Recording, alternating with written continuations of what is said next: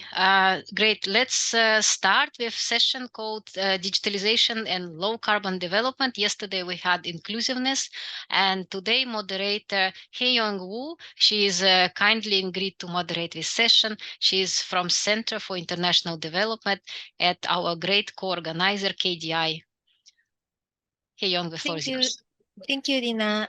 Hello, welcome to the Digitalization and Low Carbon Development session. As introduced, my name is Hye-Young Woo from KDI, and it gives me a great pleasure to be the moderator for this important workshop. Now, allow me to welcome Mr. John Vincent Castanes, who present the material of development of good agricultural practices via carbon credit monitoring system. He is an agri-entrepreneur from the Philippines, known for his expertise in design thinking and community-based mobilization in agriculture.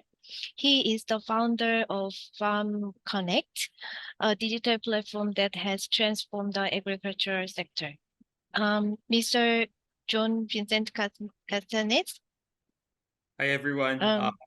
Good afternoon, everyone.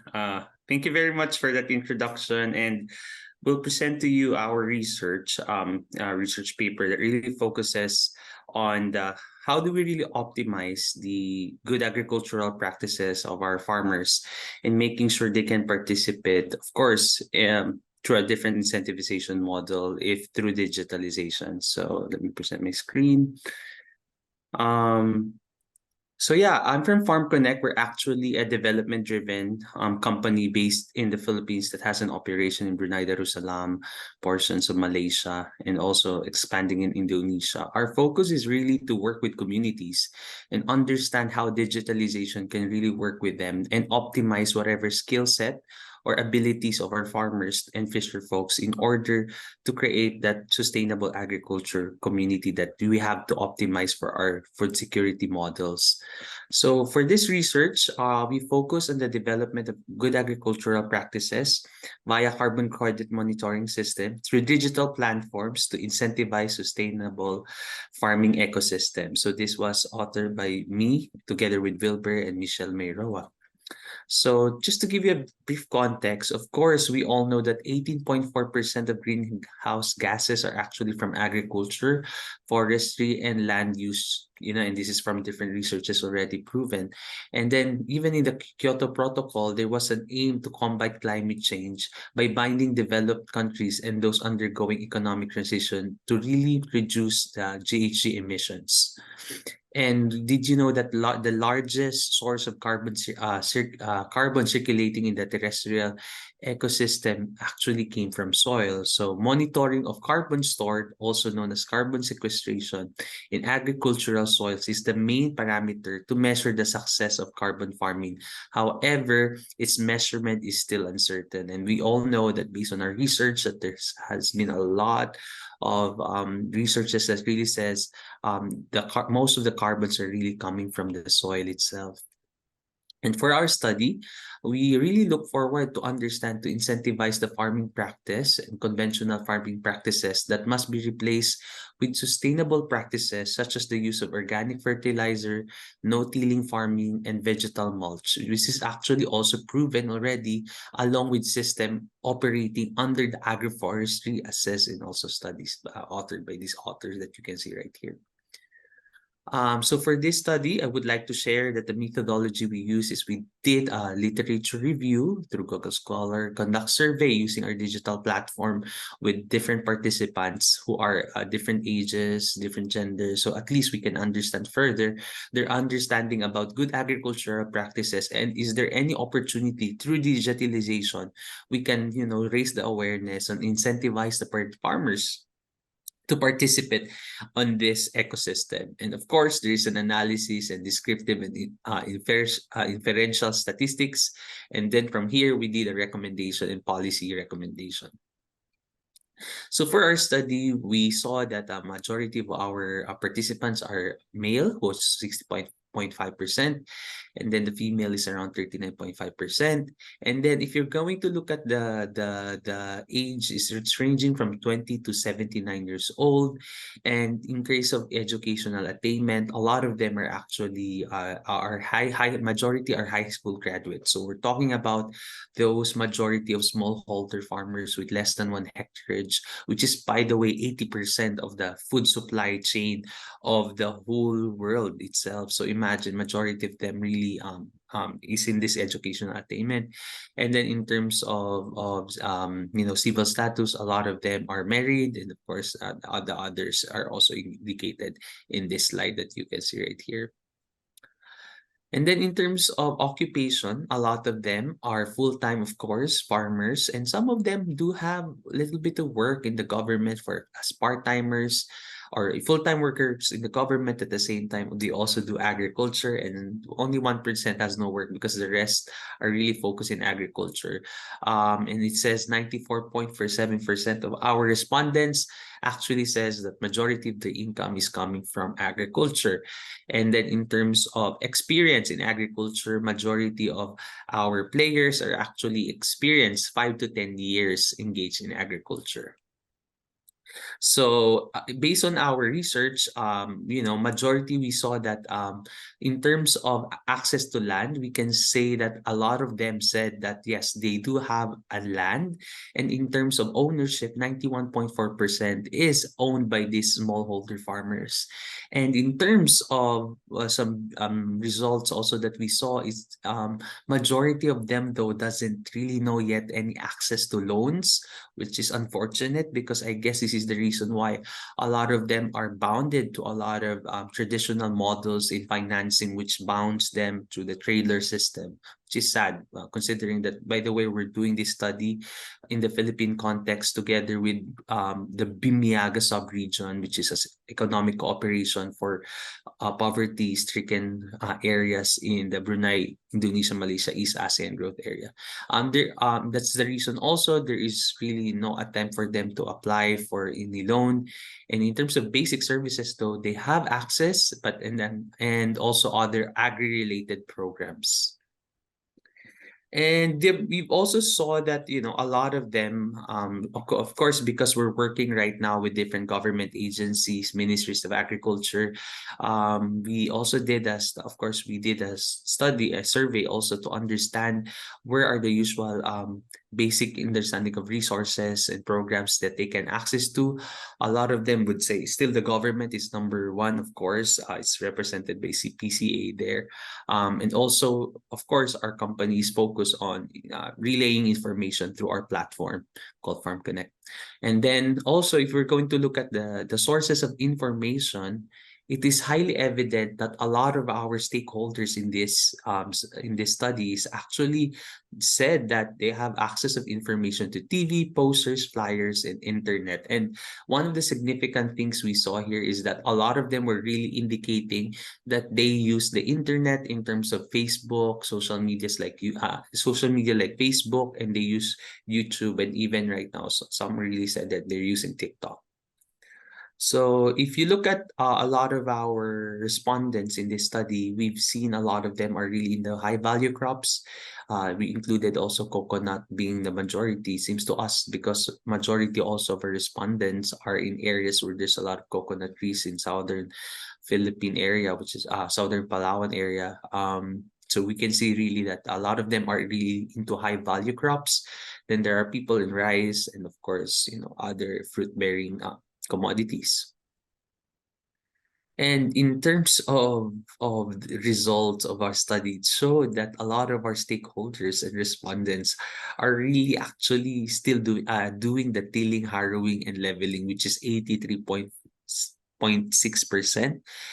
And then, which is, by the way, this is really the processes that really a lot of farmers in the economic, in this area are really practicing, which is, we know that this is the reason why there's also a lot of carbon emission coming from the soil itself. And says here that in terms of revenue, it gives them at least 60% would say that their annual farming expense is around $200 to $300. And then currently also in terms of revenue, they're just getting actually $300 to $400, at least higher by $100 compared to what they spend to. But anyway, those are the results of our studies. So in terms of level of awareness to climate change, these are the important things that we've seen so far.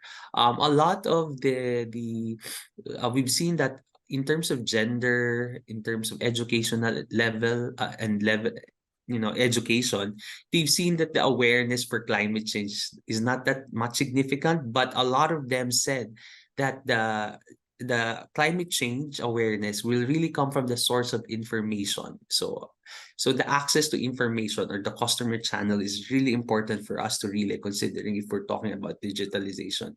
And then we've seen so far that organizational support, which means government agencies, even Farm Connect coming in, it's not much that significant to share to them about climate change. And then the second one is level of awareness for sustainable farming. It was shown also in our study that gender and education is also not significant, but the sources of information is also very significant for them to understand sustainable agriculture. At the same time, organizational support though about sustainable practices is very significant. That's the reason why if you look at while we are conducting our study with different rural communities, we've seen so far that it has to be driven by an organization for them to be taught about the sustainable agriculture practices. And we've seen development agencies leading it who really carries that. And I guess that's one of the reason why they said in terms of actual practices of sustainable agriculture, it's essential that organizational support is very significant.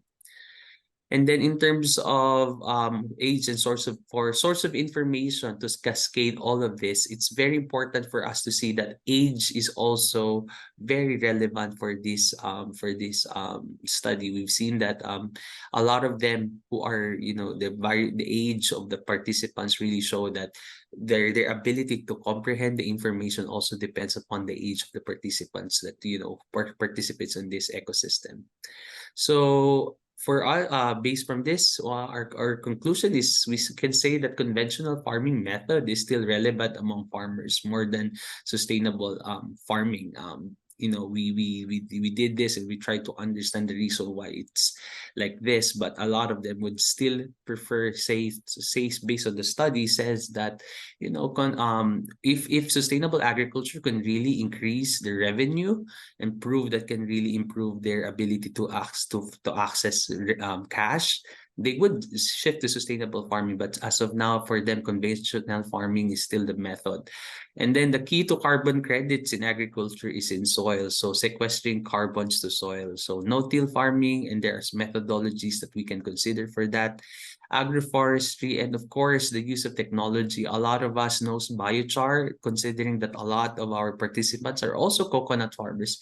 It's unusual to see that a lot of them cannot optimize yet technologies like biochar, which is actually good for the health of their soil, which is also significant to address, of course, carbon that can get out of it. And then, a lot of companies outside, even a lot of tech companies are now doing carbon credits through biocharcoal right now. And this is something that is not yet fully optimized in some of our areas we're trying to connect with, especially Bimiagas region. We've seen significant numbers of tech companies who are actually endorsing this. And then there are statistically significant relationship to age, the source of information for the climate change, and then source of information for understanding sustainable agriculture and the organizational support. I'm just summarizing everything. And there should be an extensive promotion of sustainable farming, must be supplemented with incentivized system and from the support of local and national government. We've seen it right now. That's something we can consider, especially that within the Brunei, Indonesia, Malaysia East ASEAN growth area, there is a very strong environment cluster that can work with the agribusiness cluster and, discuss with government agencies agencies in the national level and the Ministry of Local Governments to really discuss this, because there's really a looming problem that people are not really aware of this, and they have to be just incentivized to at least get into this ecosystem. And then we have to leverage the digitalization through social media platforms. I guess this is the easiest and the fastest for access for us to share the ideas about good agricultural practices and sustainable agriculture. Really, a lot of it should be focusing on educational campaigns or even SBC, if in my private opinion, social behavioral change. Maybe then targeting younger generation of farmers through this approach to for yield positive outcomes, promoting the adoption of sustainable agriculture practices. Because if we look at the respondents, actually there are a lot of young participants already, and they also have the influence and has the ability to create an online community and also do a community within themselves, within the farming area. So I guess it's very important for us to leverage those kind of behavioral nudges. And then these are one of the things that we are really seeing as our recommendation for strategies. One of it is really the education and awareness. So we really look forward to start creating educational contents, and we are even are now, because of this study, we would really appreciate ADB for this, and everybody's giving us a chance. We really saw that we can participate also in disseminating information, considering a lot of our uses our platform, and employs various media, including articles. Videos will be the best content that we can share, even in TikTok and Facebook for this, and educate the users about the benefits of sustainable agriculture. Then the second thing is the data collection and analysis. We believe that there should be tools that should be developed further to really understand the practices of the farmer and analyze the data where sustainable practices can be implemented, and provide farmers insights and recommendations based on the data, and show them really the improvement in terms of opportunity once they practice sustainable agriculture. And then the third one that we saw here is that really collaborate with eco-friendly suppliers. There's a growing trend of a lot of for greens movement here, not only in the Philippines but even abroad, that really focuses on this niche. And we believe that if you just keep creating that community, you can actually create that network of people who will support the products of these farmers who practices it, and optimizing whatever digital solutions we offer them. And then offer farmers easy access to sustainable seeds, organic fertilizers, and eco-conscious pest control solutions, and the use of platform to facilitate and deliver these services. Then the fourth one is community building. Of course, the best strategy is to build the community. When we talk about digitalization, it's highly imperative we understand that successful platforms are growing because of communities. And we believe that, of course, if we will focus a lot of our sustainable agriculture strategies for digitalization by creating communities, the trends can grow, it can influence, it can definitely show numbers that even though people might think it's not existent, they will start to exist because of the community that will voice out these necessary things that has to be encourage peer-to-peer learning and mentorship among farmers. And lastly, it's really measurement and certification. We believe that maybe on our side, we believe that we can develop systems to measure and track farmer sustainability progress. That's something we have to consider.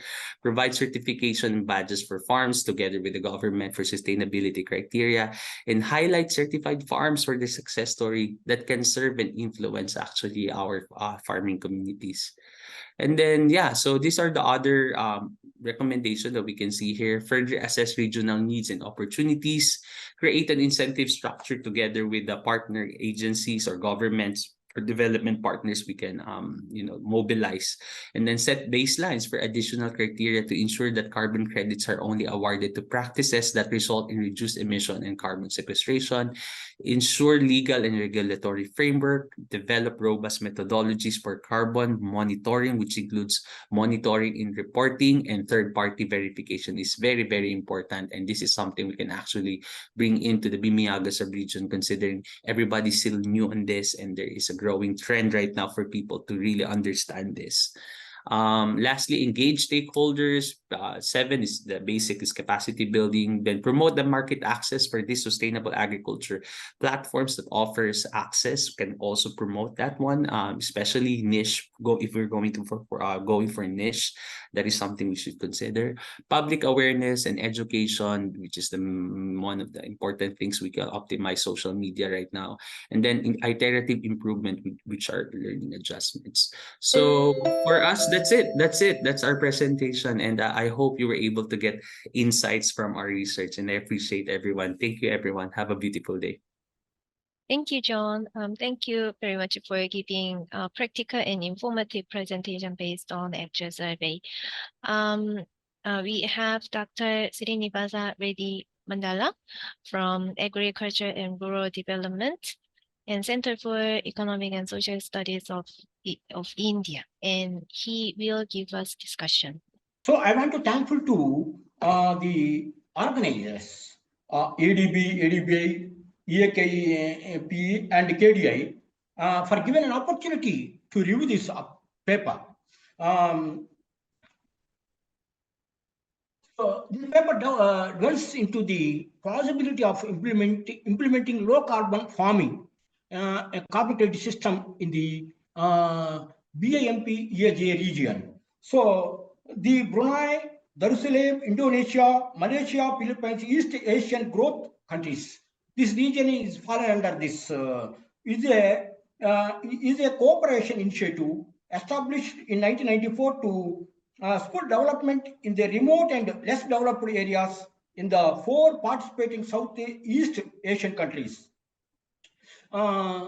Involves conducting surveys and interviews with smallholder farmers, their knowledge and methods and practice. It conducted statistical and economic analysis to draw inferences of the study. Farmers had insufficient knowledge and understanding of the farming. Farmers expressed their interest in receiving a financial incentive to sustainable. It's not that much easy to bring consensus. It's a multidimensional, multifaceted approach. Reduce the greenhouse gases and promoting sustainable development, and reduce the low carbon or decarbonization promoting in this area is well addressed in this paper. Farmers expressed their interest in incentives financing and income generating from carbon credits was inadequate to express their implementing the sustainable policies.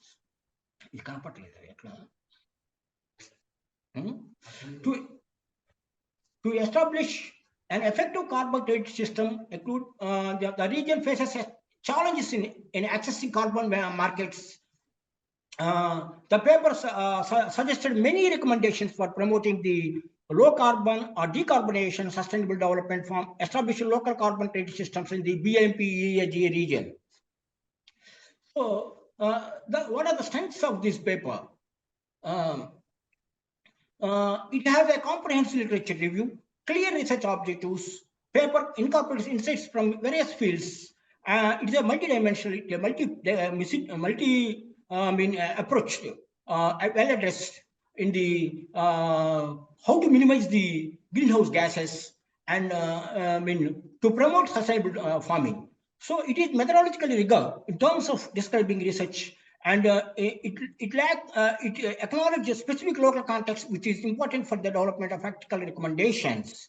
It has identified many barriers which are critical for understanding of challenges faced by the farmers. It is not that much easy to bring consensus. So changing of the mindsets, changing of the attitudes of farmers. It is not one day, 2 day, or 1 year, 2 years. It's around. It impacted the climate change. So it's a multidimensional, multifaceted issue which was addressed by this paper by John and his team. The discussion on financial viability. The paper is well structured and written in a clear consensus, making accessible to broad audience, including policy research, policymakers, researchers, and practitioners. So some of the weaknesses, I think the weaknesses if it's a draft paper, I think maybe included to improve the quality of the paper based on the. So I have gone through this paper. I have identified some of the gaps, research gaps might be addressed. It's a I think it is an important note that findings based on a small sample of 50 farmers and a plus. Although the paper discusses statistical and economical and analytical perspective, including findings of other regions could be provided. The paper could be benefited from more in-depth analysis of the. So it is an I think aggregated instead of aggregated to in a disaggregated scenario. See, the aggregated information was given. For example, pre and post scenario. I think with or without approach this area to other area. I think it's a more universe. So it will be helpful for the small holders where compared to the other holders. Other holders means medium large farmers holders. In tenant farmers also, tenant status also very important. Tenant farmer tenants means owner come tenant and tenants. I think these series of practices are very important to address this issue. And very interesting sessions I think was given with regard to assessment of regional carbon potential and incentive diversification, leverage technology and benefit sharing mechanism to ensure equitable distribution of for participating farmers and communities. So legal framework and land tenure is very important to address this lacuna and scaling up and replication. Scaling up not that much easy to scaling up this issue, changing of the mindsets and changing of the attitude of the farmers takes time. Dr. Mandala, could you wrap up? Yeah, thank you. Thank you very much.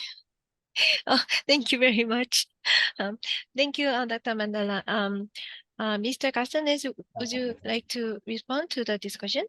Absolutely. Those are powerful words from Dr. Mandela, and we took note a lot of his recommendation to move this forward. And we understood that some of the respondents had delays because, of course, one of the gaps that we had actually during the study was a lot of the respondents in other subregions takes a while to respond to our tools developed online for them to respond because of the language barrier. But rest assured that as we further develop this research, more respondents will be included in it. And then also there were some recommendations about understanding what are the gaps that really makes them not adapted. And a lot of the things that we've seen so far is really there is just no available information for them to access about it. And there is a need for us to strengthen that. And that is something that we can actually strategize in moving this forward, because after this research, there is so much potential for us to further develop on opportunities to scale it up for implementation. And that is what I love about the response of Dr. Mandela. It's very practical, it's very useful for our side. And rest assured, sir, that all of those information are well noted by our team, and we look forward to move this forward together with ADB and other partners who would like to work with us in the Bimiyaga sub-region. But as of now, that's it for me on my side to respond on Dr. Mandela, unless there are other questions that we would love to entertain. Thank you very much. Thank you, Mr. Castanes. Actually, we have two more questions from the Q&A chat box. One is from Grace. The question is, what is current practice of carbon credit monitoring system of farms, and how does this benefit agriculture practice? And the second one is from Dina. From your recommendation to ensure carbon credits result to emission reduction, also carbon monitoring and reporting. Usually farmers are very small and less educated owners in developing Asia. How your recommendations could be implemented? It would be great if you could answer two questions. Absolutely. The first one is the basic practices right now. Current practices still, a lot of companies would often talk to private third-party players who would either foundations or civic organizations who will focus on the planting of trees, and those are included in the farming, whatever farming community there is. Of course, there are gaps there on the actual validation if these farmers are the one who really planted these trees, because that's, sometimes there are questions about the carbon credit integrity data. And also there is a lot of the charcoal is one of the things. Coconut charcoal has been a growing trend because the tech. I'm also engaged in the tech world, and I've seen a lot of innovations in the agri-tech world focusing on carbon credits from coconut charcoal, and it has been a huge inquiry also by a lot of venture capitalists and impact investors in Asia to optimize that, considering there's a lot of coconut farmers in even in the Philippine side and some other parts of the Bimiyaga region. So that is the current practices that we've seen so far that is slowly growing. The old one is, like I said, the basic agroforestry strategies, but not too much focus on the soil side. And then the other one is, of course, the typical model right now on the coconut charcoal. And then for the second question, this is very good. I like the question because it's the reality of things. We look at the educational attainment of our participants. We can really understand a lot of them are really not educated. But remember, social medias and platforms has no educational limitation. Remember, if you look at I'm an I study TikTok, I study Facebook. If you look at people who uses it, often there are people who are not educated, which means access to information are there, and we just have to optimize it. And lastly is improve revenue. If we're talking about people with no education, but if we talk about incentives and potential revenue, money can really make people drive, actions, even though they're challenged educationally, because there are even successful people in life who did not finish schooling, and yes, because of money, they were able to, participate and be a part of the economic movement of any community. So I guess those are the two practical advice that I can really see here as a design thinker, as a really more of a social practitioner of this agri-tech industry. So thank you. Great answers, Mr. Castanes. Thank you very much. And thank you, Dr. Mandala, for your discussion. Now we are going to listen to the second presentation of this session. The presentation will be given by Dr. Jung Kim, and it's titled as Does Digital Transformation Drive Carbon Neutrality? Dr. Jung Kim is the Executive Director of the Center for International Development at the Korea Development Institute. Since joining KDI, he has accumulated diverse experiences in both policy research and project management, and currently he is responsible for the knowledge sharing program and other development cooperation projects. Dr. Kim, are you ready? Yes, I'm ready. Good afternoon. Thank you, Mr. Wu, not Mr. Mizu, for introducing me in boring way.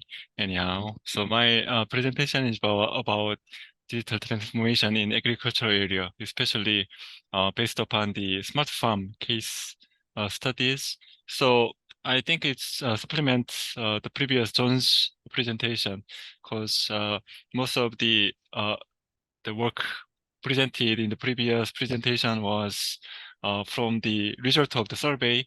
However, my keen interest is that then what is the effect of digital transformation in agricultural area, and what is the benefit to the society as a whole? So we'd like to link to digital transformation and carbon neutrality or carbon reduction. So what is the effect from pursuing the smart farms, especially in the perspective of reduction of the greenhouse gas emissions? So that is my interest. So there is an increasing trend, especially for the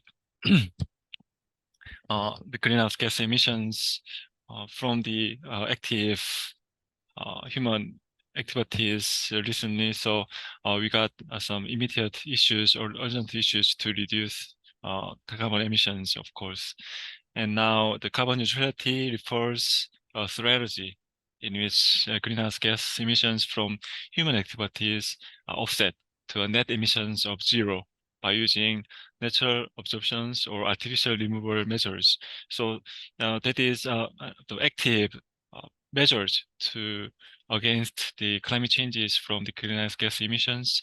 And along with the other countries of the globe, Korea has committed to carbon neutrality. So we announced the 2050 carbon neutrality strategy in 2020. Also, we enacted low carbon green growth based law, and now, the current year, we do have national strategy and the first phase plan for the carbon neutrality and green growth. And most of the carbon neutrality efforts is focused on the industry or manufacturer areas, but some of them are directly related to the agriculture. So the National Basic Plan for the Carbon Neutrality includes agricultural areas and livestock as well. So we do have some kind of targets or some goals of the achieving carbon neutrality in specific sectors, including agriculture and livestock.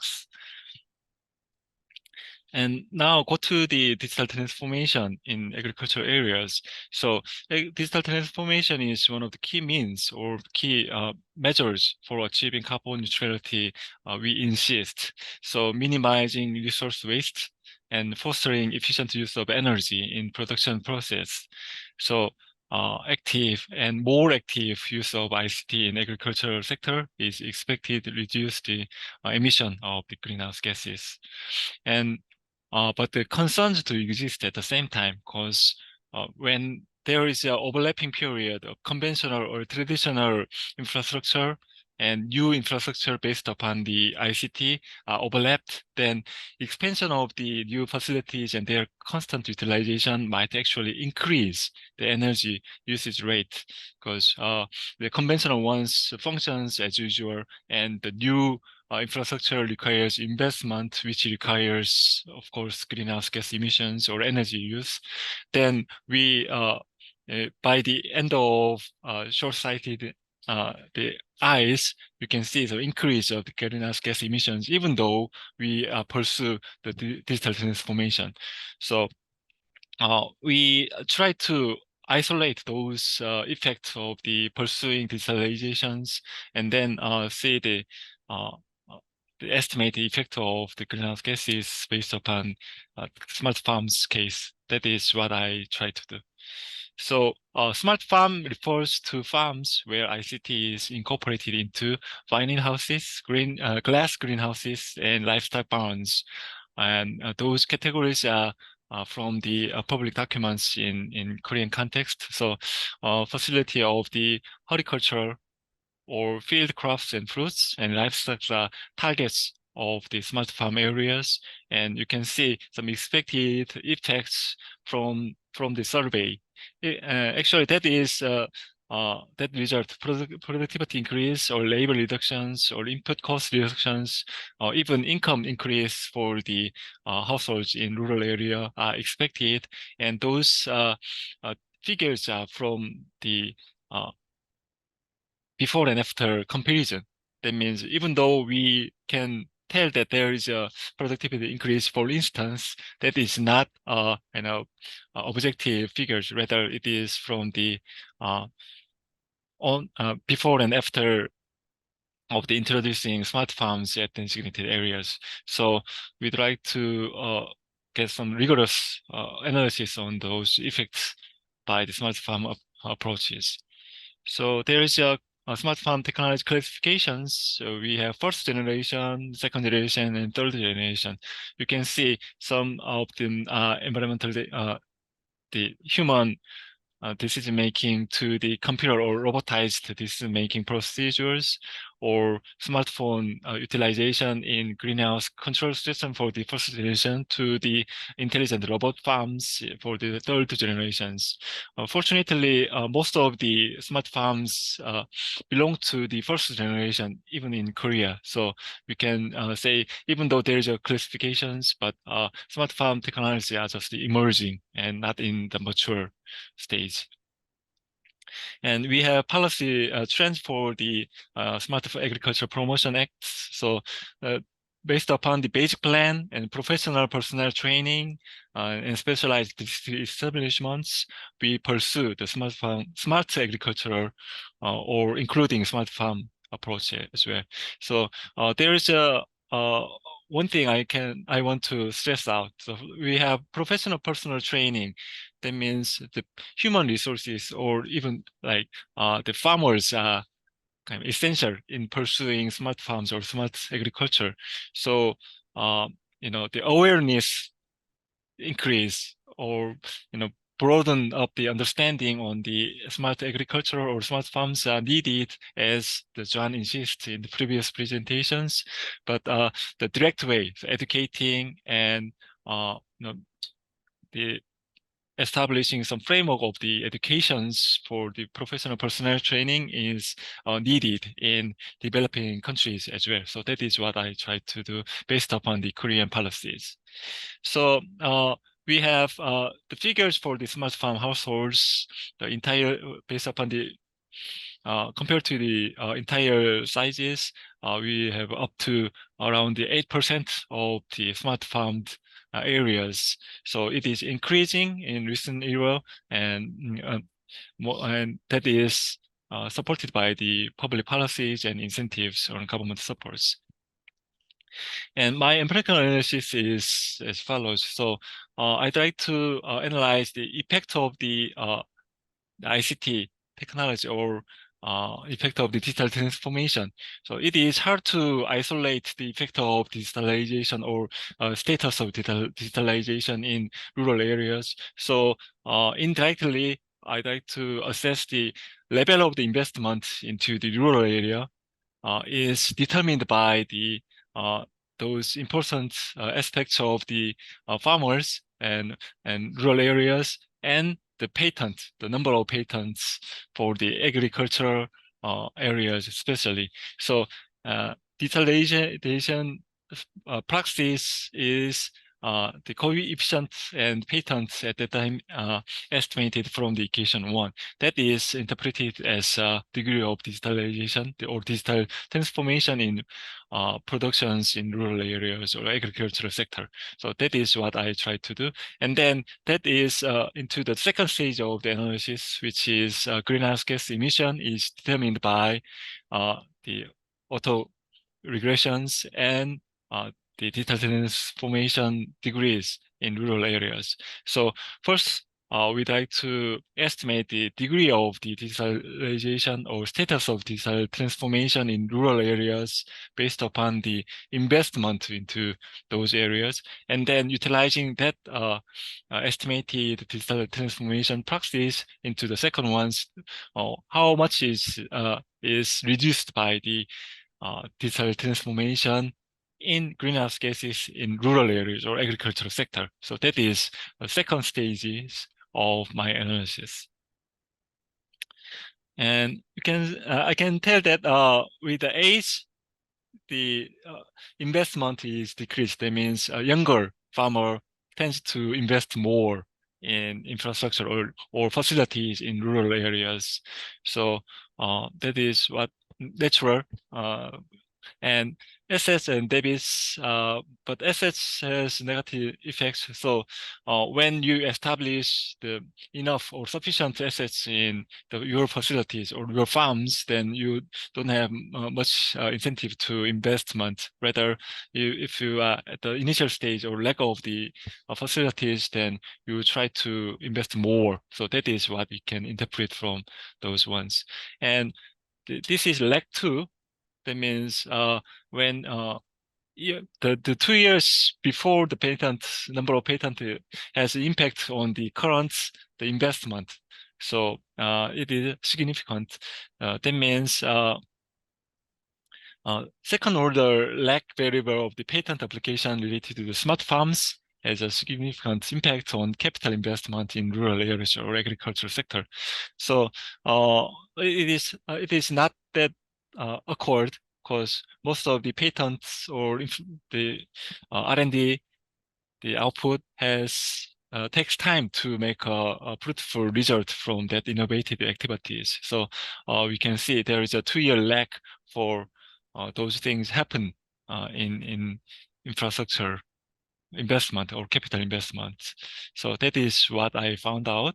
And then try to utilize those ones into the greenhouse gas emissions. So farm capital investment is estimated using smart farm patent applications from the first previous equation is the estimated, and those ones are included into the second stage regulations, greenhouse gases and digital transformation. So the time zone is 2007 to 2020, and it takes the forms of autocorrelation of the stage 2. That means there's lag of the year 2 for the greenhouse gas and that is smallest lag. So that allows rejects the hypothesis of zero, null, or non-stationary of the at a 10% significant level. So for the digital transformation ones, so separated from first and second one, time lags. So that is also give us the result here. So lag 1 gives you 1.02 decrease.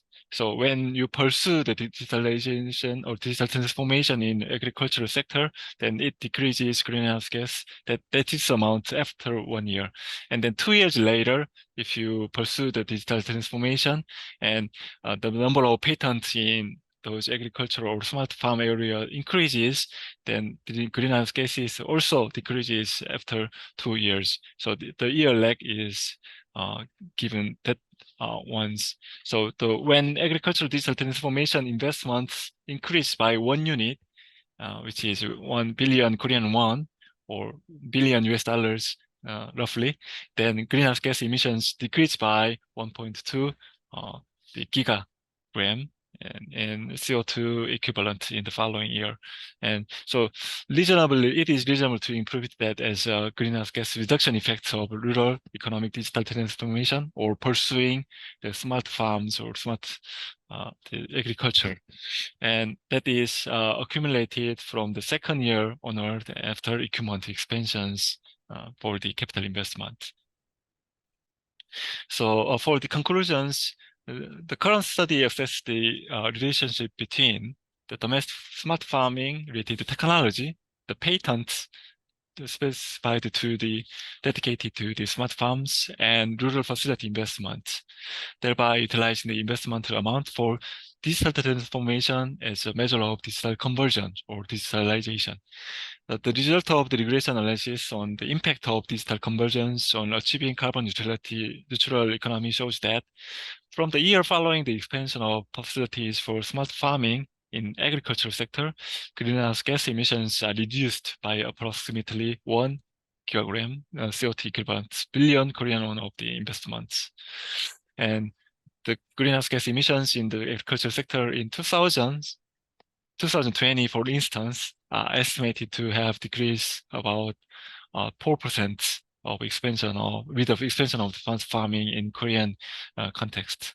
So that is what try to estimate. So when you increase the investments for the digitalization or pursue the smart farms in rural areas, then you can expect significant decrease in greenhouse gas emissions and after 1 or 2 years later. And the appropriate estimation of the reduction is around 4% of the entire greenhouse gas emissions in rural areas or agricultural sector. So that is what you can state. Then you can estimate the benefit of the digitalization or capital investment into the smart farms, then compare the benefits with the which is the 4% or around 4% of the reduction of greenhouse gas emissions. You can see it is worthwhile to make an investment in rural areas or equipping more smart farms in rural areas as well. So that is what we try to pursue. But there is of course, some limitations as well. So we are not directly estimate or capture the status of the smart farms in rural areas in Korean Peninsula. Rather, we try to indirect way to estimate the digital transformation, which is utilizing the number of patents applied in agriculture or smart farms areas specifically, and then guessing using those proxies as for the digital transformation in rural areas. We estimated the effect of digital transformation, especially. So that is what we can say about the limitation of our analysis. So it can be naturally recommended to accumulate more refined data sets for the agricultural areas or farm level data with the status of the smart farm equipment then you can get a more refined results on estimating the effect of the digital transformation in rural areas, of course. That is what I can say. Thank you.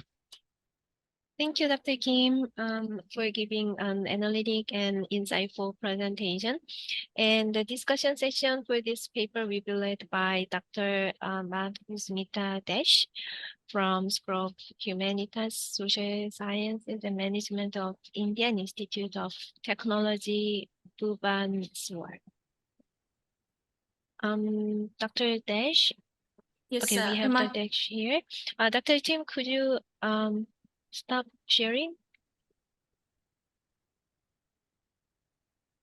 Thank you.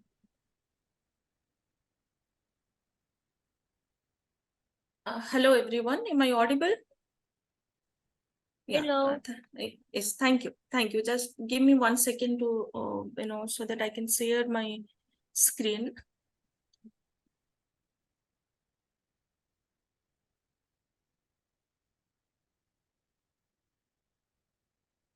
Can you see the PPT?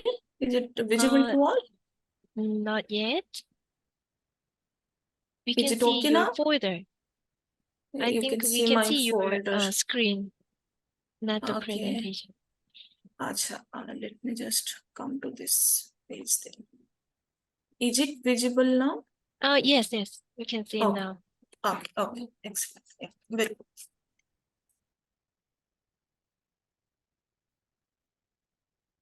Yeah. Thank you very much. Good morning and namaskar from India.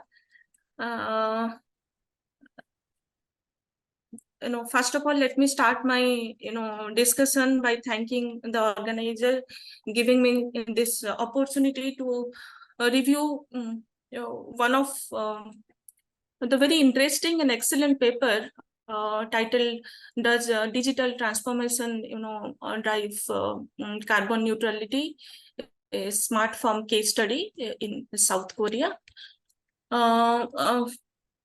Basically, my discussion is divided into 3 broad categories. One is general level observation summary of the paper.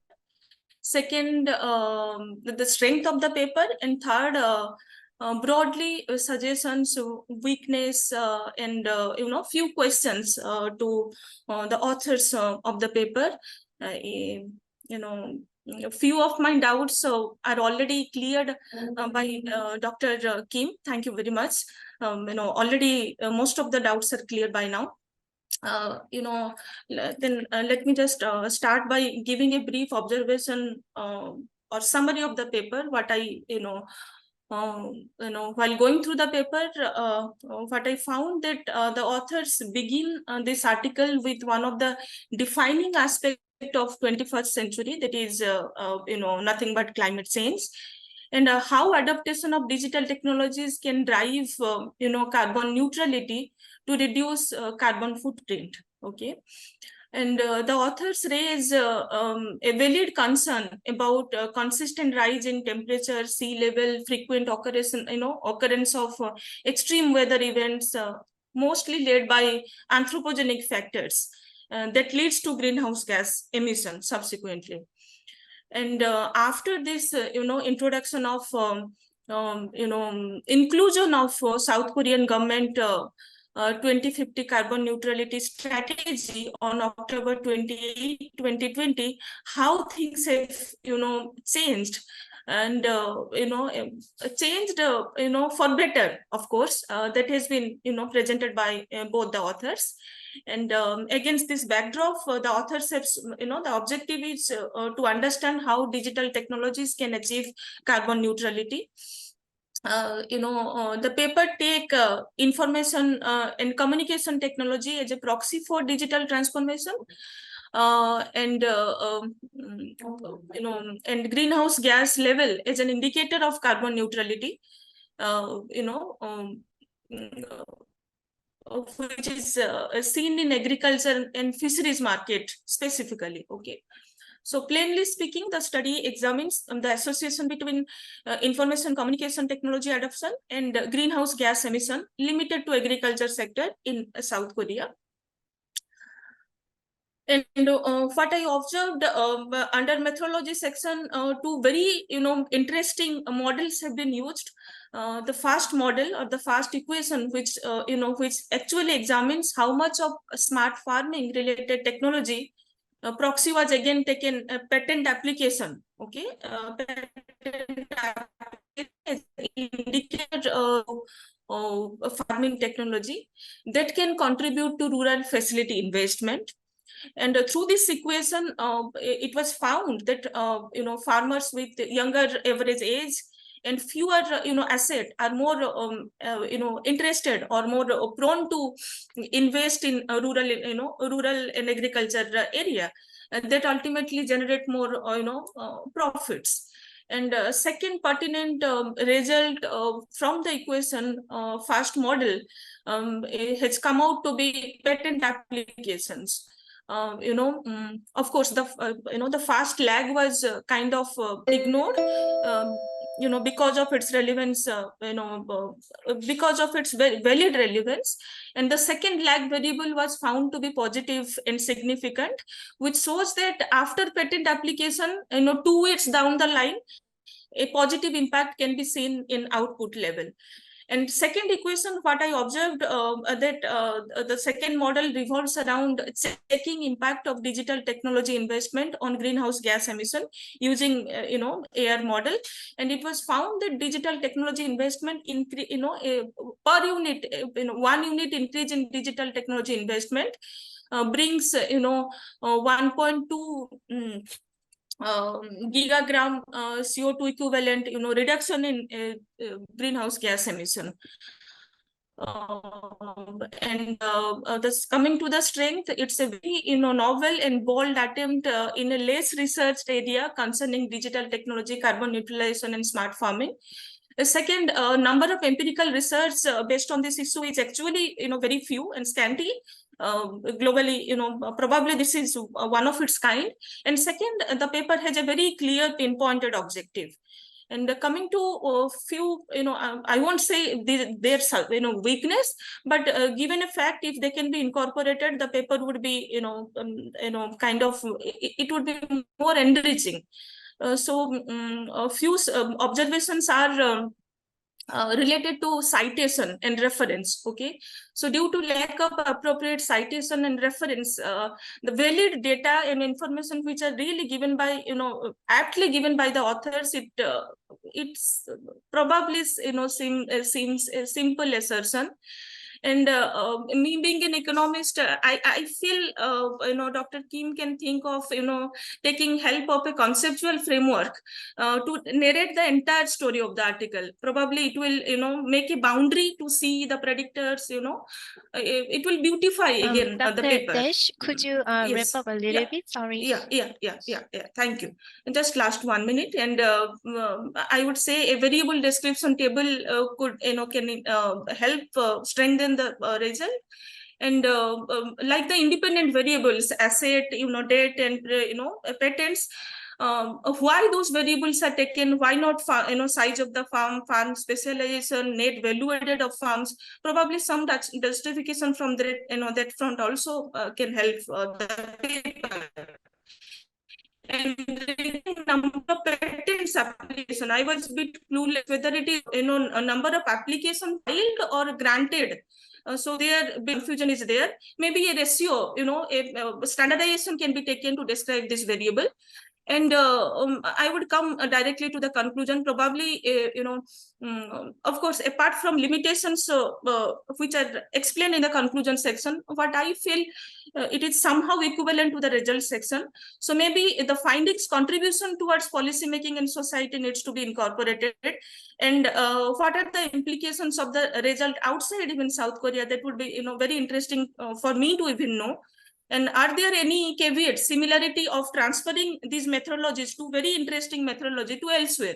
maybe in my country, India, where farming is one of the major, almost 50%, close to 50% of the, working class population are involved in working, in farming sector. So again, thank you very much, Dr. Kim. I, loved the entire paper and thoroughly enjoyed. So thank you very much once again. Yeah, this is from my side. Thank you, Dr. Desh. Dr. Kim, Thank would you like to respond to the discussion? Yeah, most of your comments are valuable for me to make the better publications afterwards. So I'd like to explain in details, of course, and also I do like to check the data as well. And you mentioned the previous literature, but I can't find out any significant and enough references for that. However, I try to more to get some the ideas or research ones. So smart farm is not rare. So, however, the degree of smart farms by the farm level or household level is extremely hard to get. So the data set should be like defined. However, we cannot utilize the farm level data or household level data in smart farms.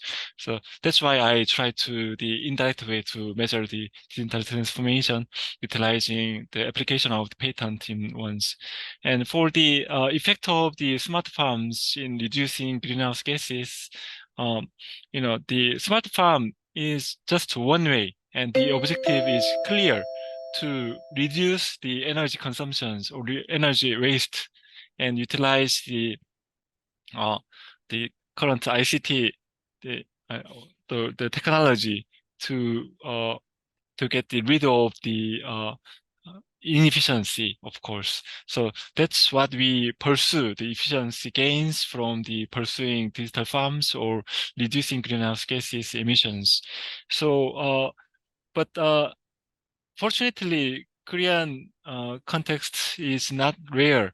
That means everyone wants to get some advanced technology and utilizing ICT. And for instance, forecast. The forecast of the weather is somewhat more accurate than before. Then you can get a real time the data from your phones from the forecast weather agencies in countryside. Then combining those informations with the monitoring and maintaining and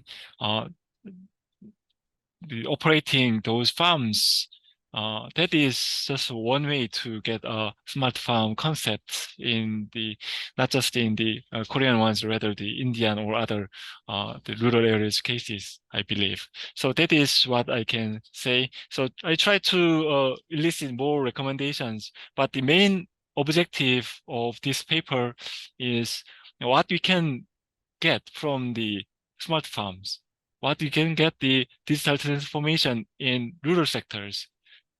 Then we try to link those digital transformation and the climate issues. And we fortunately found out that we can get a significant reduction of greenhouse gases in pursuing the smart farms. Then you can utilize and allocate more resources into the smart farms in rural areas, I believe. So that is what I can address. Thank you for your valuable comments and looking forward to more interaction from your side and other expertise on my work. Thank you. Thank you very much, Dr. Kim. Thank you, Dr. Kim. And actually, there's one question from the floor, from the chat box, and I think it's partly explained in your comment, but I would like to convey the question to you. This is from Grace. Is it possible that you kindly briefly outline a few channels how smart farm technology contribute to emission reduction? So, for instance, vinyl house or glass greenhouse can have the objective to maintaining the temperature and humidity. But when it is done by the man's or manual the activity has some inefficient to control those humidity as well as the the temperature, or there is an inefficient for the inefficient use of the energy, of course. But when you make it automated ones, then you can get a much nicer the control on those big components of the greenhouse the glass houses. Rather you can get a reduction of the energy consumptions, of course. Then also you can save your labor times as well. So that is one channel, main channel to reduce greenhouse gases emissions in pursuing the smart farms, I believe. And I'm going to make a kind of snapshot or illustration to get more channels to drive and describe more channels on those issues by the request of Grace, of course. Thank you. Thank you very much. Thank you again, Dr. Kim and Dr. Deshi, for the fruitful presentation and discussion. Now, let's please welcome our next presenter, Mr. Indiarjati Dwandaru Sonodo from Center for Energy Studies, University of Gajah Mada of Indonesia. He has been involved with several research projects in the field of development economics, agriculture economics, and food policy, as well as energy economics. Mr. Indiarjati, are you ready?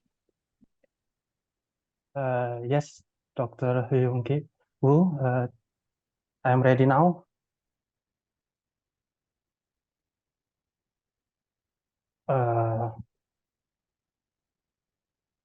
Wait, yes, good afternoon from Indonesia. Thank you very much for allowing me to present my research on improving agri-food sector productivity in Indonesia through information and communication technologies. My co-author, Ilham Unggara, is also here on this Zoom platform.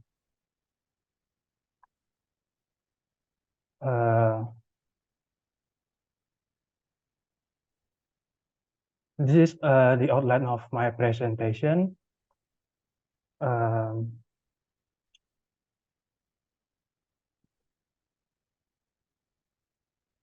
Our primary motivation for doing this research relies on the fact that the productivity of Indonesia agri-food sector, especially rice, has decreased over the past few years. According to the study by Yuan and colleagues in 2022, the average rice yield per hectare in Indonesia decreased in the 2015 to 2020 period. Moreover, since the early 2000s, Indonesia's average rice yield per hectare has been overtaken by Vietnam, which then ranks at the top in the Southeast Asian region. This decline in rice productivity in Indonesia also occurred at the same time when the rice harvest area also decreased. Because most of Indonesian people rely on rice for their dietary energy requirements, it is important to raise productivity. According to Sumatupang and Timur research in 2008, there are 4 possible reasons why Indonesian rice productivity has been declining or stagnant. One of them is the declining emphasis on technology innovation and dissemination. One of the reasons for the declining emphasis on technology innovation and dissemination is the decline in the quantity and quality of information conveyed by public extension servants to farmers over the past few years. This is, of course, very unfortunate, considering that information can play an important role in influencing farmer behavior and agricultural production. Farmers rely on accurate information to improve performance in production planning, cultivation practice, post-harvesting, and marketing decisions. Today, to foster the spirit of information and knowledge sharing, several information and communication technologies have been promoted and utilized by government, farmers, and other actors in various parts of the world. According to the literature, ICT adoption by farmers in developing countries can enhance farm productivity, increase farm income, induce better usage of input as well as organic fertilizer application. Based on the above literature, we expect that ICT utilization by rice farmers in Indonesia can improve productivity, as well as other benefits. A fairly common form of ICT utilization among farmers in Indonesia is the use of social media as WhatsApp and YouTube to exchange information and knowledge and market their products. In addition, the use of e-commerce for marketing agricultural products has also begun to prevalent in Indonesia, although it is not yet massive. Meanwhile, the use of farm management apps is not as massive as social media among Indonesian farmers. Therefore, the literature gap is that much research has been conducted on rice farming in Indonesia, but there are not many that focus on ICT in rice farming.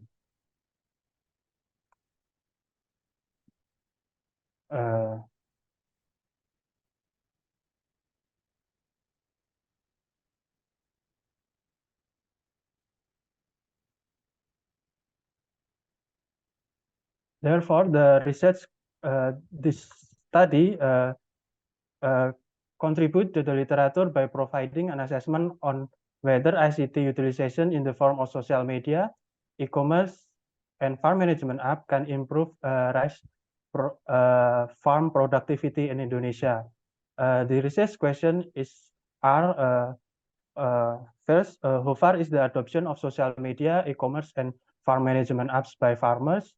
Second, what are the determinants and impact of social media adoption on farm productivity and other indicators? Next is what are the drivers or barriers of e-commerce adoption? And the last one is that what aspect and features of farm management apps are most needed by farmers?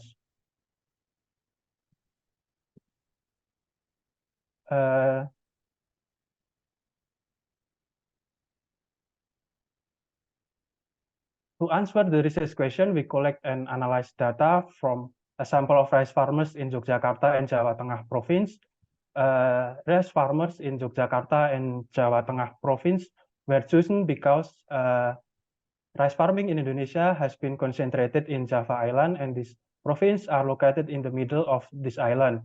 Besides, the percentage of farmers who use the internet in this province was above the national average in 2018.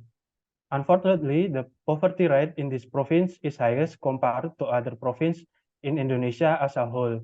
Thus, we believe that observation on rice farmers in Yogyakarta and Jawa Tengah province will provide an interesting case studies.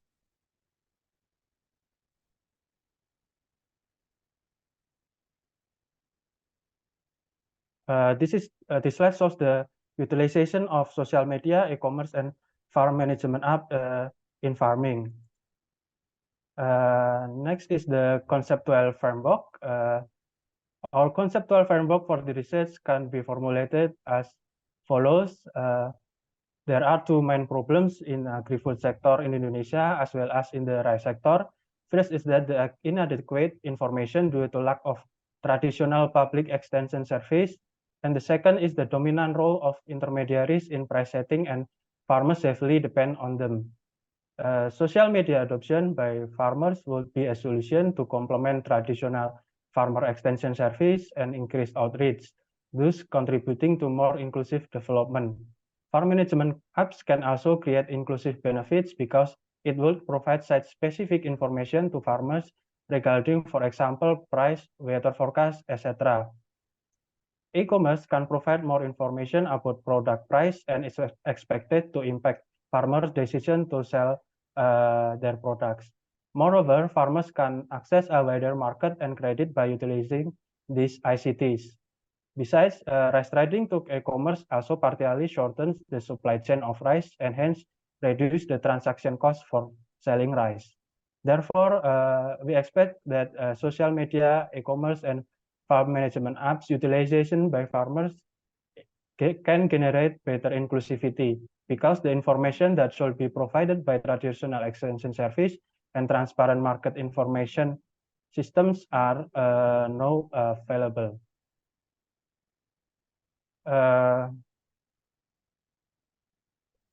This study used a stratified random sampling method in collecting data from a sample of rice farmers in 4 districts in Yogyakarta province, namely Kulon Progo, Bantul, Sleman, and Gunung Kidul, and 4 districts in Jawa Tengah province, namely Klaten, Boyolali, Purworejo, and Magelang, that located near to each other. In each district, we select 15 to 20 farmers from 2 sub-districts who adopt social media, e-commerce, or farm management app, and those who do not. In total, our sample consists of 149 rice farmers. The survey was held from June to August 2023. Respondent criteria in this study are farmers who own and cultivated their land during the last year. But farm workers, planters, harvesters, tractors, etc., who work on their landholders were not sampled. And the second is the sharecroppers and tenant farmers are also included, as long as these farmers can make their own decision regarding input use and output sales. The next slide shows the sampling location and some documentation of our data collection process. We conduct face-to-face interviews with farmers in the field. And this figure shows the proportion of our respondents who adopt social media, e-commerce, and farm management apps. For social media, there are 73 adopters and 76 non-adopters.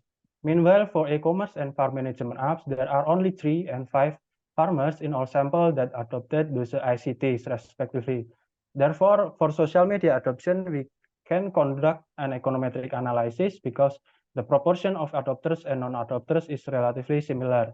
On the other hand, we can only conduct descriptive statistics for e-commerce and farm management app utilization. This is the method that we use. For social media adoption, we use propensity score matching. The treatment variable is social media adoption, while the outcome variables are farm productivity, knowledge of the benefits of organic fertilizer adoption, organic pesticide adoption, and credit access. Farm productivity is measured using rice yield per square meters. To ensure comparability with farmers who own and operate their lands, sharecroppers and tenant farmers were asked about the yield before they shared it with their landholders. Knowledge of the benefits of organic fertilizer and credit access are measured as binary variables. For organic fertilizer adoption, we use a categorical variable because in our case, besides the utilization of organic and inorganic fertilizer, there is also some case of both kinds of fertilizer. We categorize the application of fertilizers based on the positive environmental impacts it yields. The organic pesticide adoption, as in the case of organic fertilizer, is measured using a categorical variable. Besides the utilization of organic and inorganic pesticides, there are some cases of not utilizing pesticides. This is possible because pesticide is considered as a preventive input. If farmers observe there are many pests in their crops, then they tend to use pesticides and vice versa. As in the case of fertilizer, we categorize pesticides based on the resulting positive environmental impact. Furthermore, the questionnaire covariates are based on previous studies on ICT adoption. The propensity scores was estimated using a logit model. And then for e-commerce adoption, we asked the farmers in our sample the potential barriers to e-commerce adoption based on the literature. Similarly, we conceptualized the aspect and features of farm management apps based on the literature and asked farmers to rank them from the most important to least important based on a Likert scale questionnaire.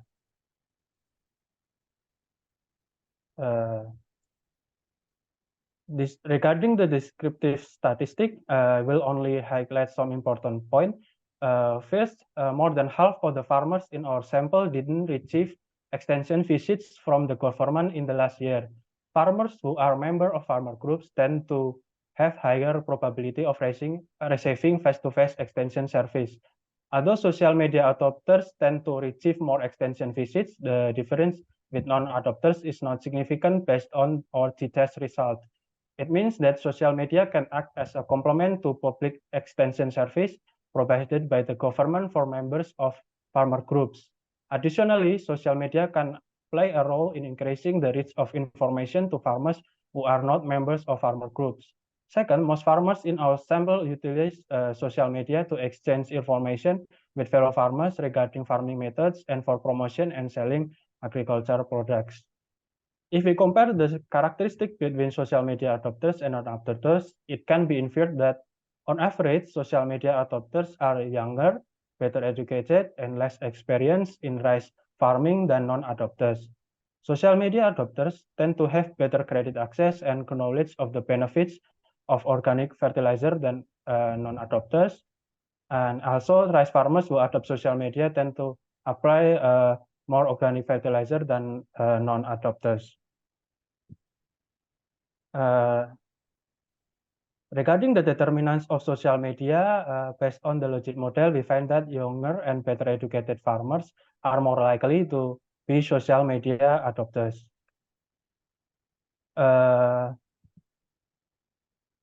The quality of our matching is also good, as can be seen from the pseudo R-square, LR chi-square, and median bias reduction.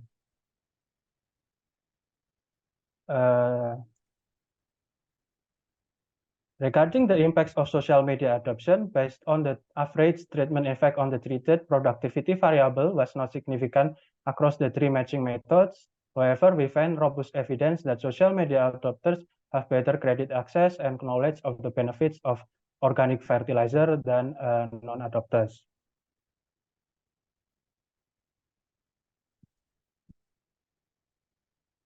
Because technology adoption sometimes takes time to be fully impacted by farmers, we try to capture this effect by replacing the treatment variable with social media adoption for more than 1 year. The mulching quality of this specification is also good.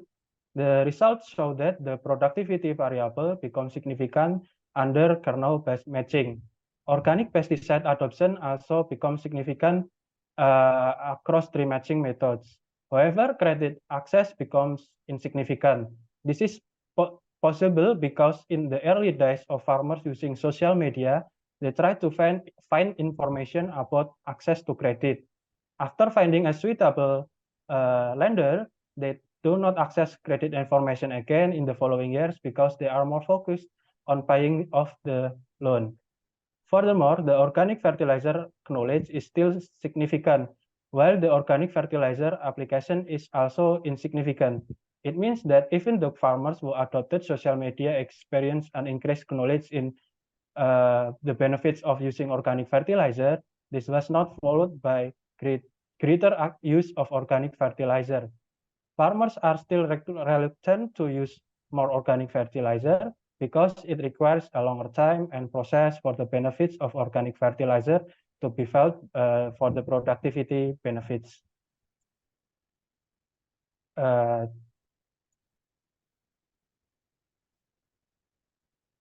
This figure shows that farmers who have not used e-commerce stated that they still depend on selling rice through middlemen and have a low ability to use e-commerce. Another interesting finding is that some farmers reported that the price they received was lower than the highest selling price of grain set by the government. However, they were forced to accept that price rather than risk their crops not being sold.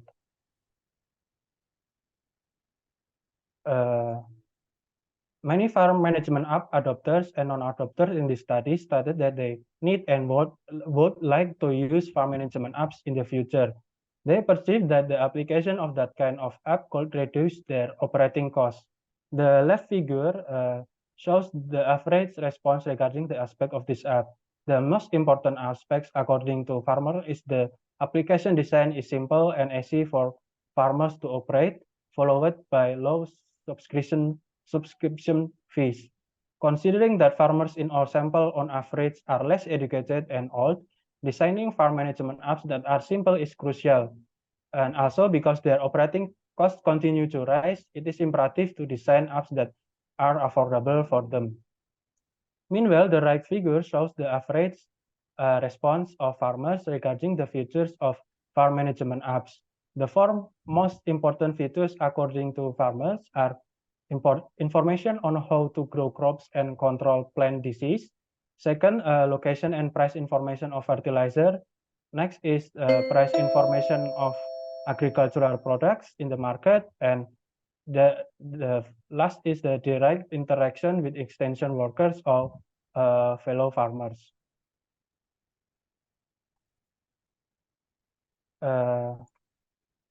the conclusion of this study is first, social media adoption by rice farmers in Indonesia is more prevalent than e-commerce and farm management apps.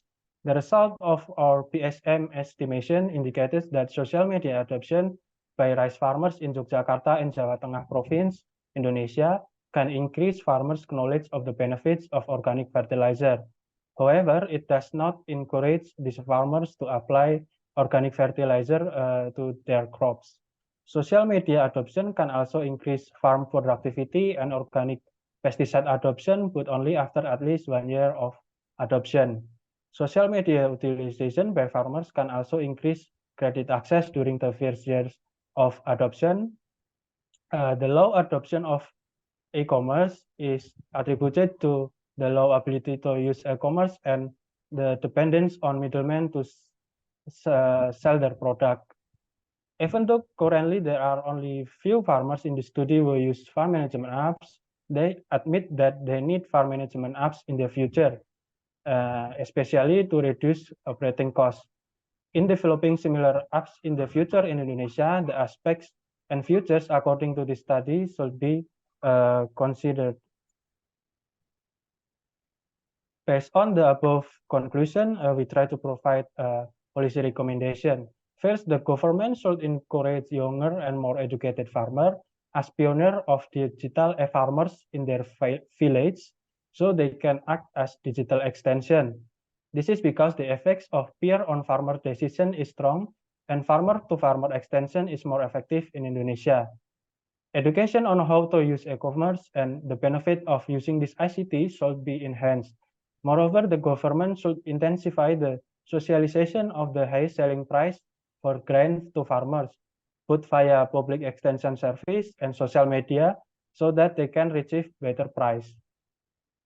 And lastly, although this study finds the important aspect and features of management apps based on observation in Yogyakarta and Jawa Tengah Province in Indonesia, those aspects and features might be not suitable applied in other regions as well as other ASEAN and Pacific countries because it is very context specific. Therefore, further research should be conducted not only in Indonesia but also in other ASEAN and Pacific countries. For the study should also investigate policy support for attracting youth into agriculture and evaluate the implementation of selling price policy. That's all of my presentation. Thank you very much for your attention. Thank you, Mr. Andiarjari. The discussant of the paper is Dr. Ratna Reddy, who is the Director, Livelihoods and Natural Resources Management Institute of Hyderabad. Dr. Reddy?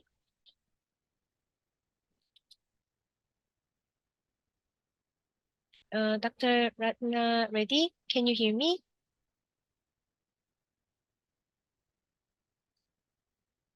Yeah. Okay. Could you share your discussion?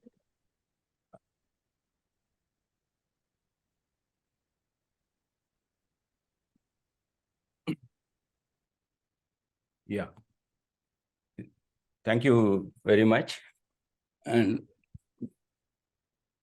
this is an interesting paper which I could go through and find some important aspects on the whole issue of digitization, which is an upcoming area, and how it helps agricultural development in most of the developing countries, specifically in Southeast Asia context. That's why this is more of a kind of first, one of the first kind of studies. And though the data collected is not good enough to support the hypothesis, but it gives some opportunity to understand how the digitization, social media, and other dimensions can be used to improve the agricultural development, and especially in the context of credit and use of fertilizers, etc. How these are the potential ways to increase their access, overall access. Having said that, the main problem I have with this paper is the context and the data to support the whole, all the hypotheses raised by the others. Basically, we are talking about digitization, but it focuses on social media.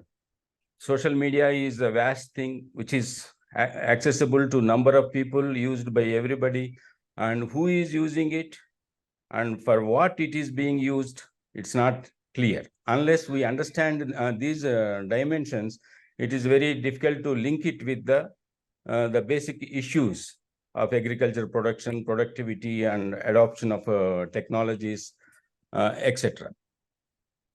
And the main aspects of digitization, that is use of e-commerce and apps, agricultural management apps, the sample size is meager, just 2% and 3% of the sample, like 3 out of 149 sample and 5 out of 149 sample, which is, we cannot really say anything using that sample.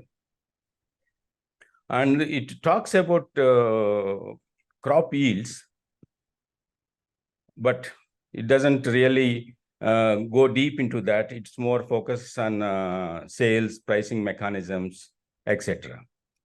A much in-depth methodology of understanding the whole process of using social media, for what purpose they are using, the more qualitative assessment of these things rather than focusing on the econometric analysis would have given much better insights into the whole approach of how to go about it in terms of the policy recommendations to improve the access to digital platforms at the grassroots level. So specific comments, like I'm saying that this focus is very scattered. It talks about increasing the productivity, but it focuses on how social media can be improved and what are the bottlenecks for social media and other formats of agricultural apps, management apps, and e-commerce platforms, because we don't understand how these things are not really being used by these farmers. Raise an issue that why they are not using. They are, one way they are saying they are costless and they are easy to use, but still nobody seems to be using. So instead of doing an analysis of the social media alone, which is a kind of not focusing on any of the things, it is a much broader platform than anything specific to the farmers' needs. So that creates a problem of really whether we are talking about the genuine things or not. I can give you an example of social media and credit access. India is one of the worst victims of social media and credit. Number of suicides are taking place due to access to credit through social media, the apps. It ranges from rural areas. Most of the credit is taken by farmers' sons for various reasons. So that kind of dimensions it throws.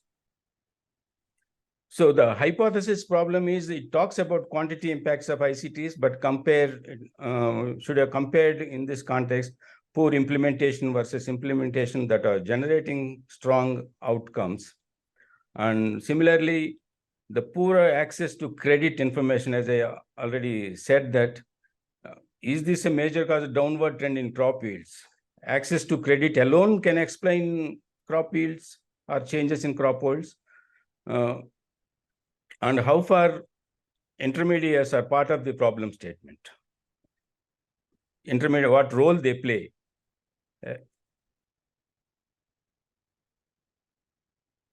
So in terms of recommendations, how can integrating farmer sales into e-commerce platforms translate into better price guarantees? Is this approach feasible or sustainable even? That how we have to really look at it when we are talking about e-commerce. And are low crop incomes a major contributor to low yields in the following year due to lack of investments and other things because of crop failure or low income? And can credit fill this gap to improve the yields? Again, whether credit alone can do it or not. And how do these digital platforms ensure timely availability of inputs, subsidized fertilizers, and these are linked to the policy. Dr. Reddy, I'm sorry, but could you wrap up a little bit? Thank you very much. Yeah, it's over. I think. So how these are policy linked issues and should be more carefully analyzed. And similarly, another aspect which I missed an understanding is that highest price guarantee, how it translates into helping the farmers. So these are some of the aspects we need to go deeper in terms of making it more meaningful. Thank you. Thank you very much. Mr. Ndiajadi, do you want to respond to the discussant? Yes, very insightful comments and suggestions from Dr. Ratna Reddy. Thank you very much. We take note of your suggestion in improving our manuscript. Regarding the sample size, we recognize that using a larger sample will produce better estimates. Regarding the methodological approach, we also talk about the instrumental variable method, but still had difficulty in determining the right instrument, and we must do literature review more comprehensively to answer your comments regarding the appropriate use of e-commerce for rice trading for farmers and etc. And why we do not use income or expenditure variable is that we argue that average farm yield is a more appropriate measure of productivity than average yield value in our case, because not all farmers sell all their crops, especially for smallholders. Some of the rice harvest is consumed by themselves or shared with their landholders. It is also a characteristic of traditional agriculture in Indonesia, and I hope it will answer some of your suggestions. And once again, thank you very much, Dr. Ratna Reddy, for your comments and suggestions. Thank you, Mr. Ndiajadi, and thank you, Dr. Reddy, for very fruitful discussions. Now we've come to the session wrap up by reviewer, Dr. Chung Ye-seo. He is the Senior Fellow of Center for International Development of KDI. Dr. Seo, if you're ready, please. Yes, thank you, Dr. Wu. Actually, I enjoyed the three papers. Very interesting result you presented. So, first of all, congratulations on your achievement. And also, we have a very excellent discussant.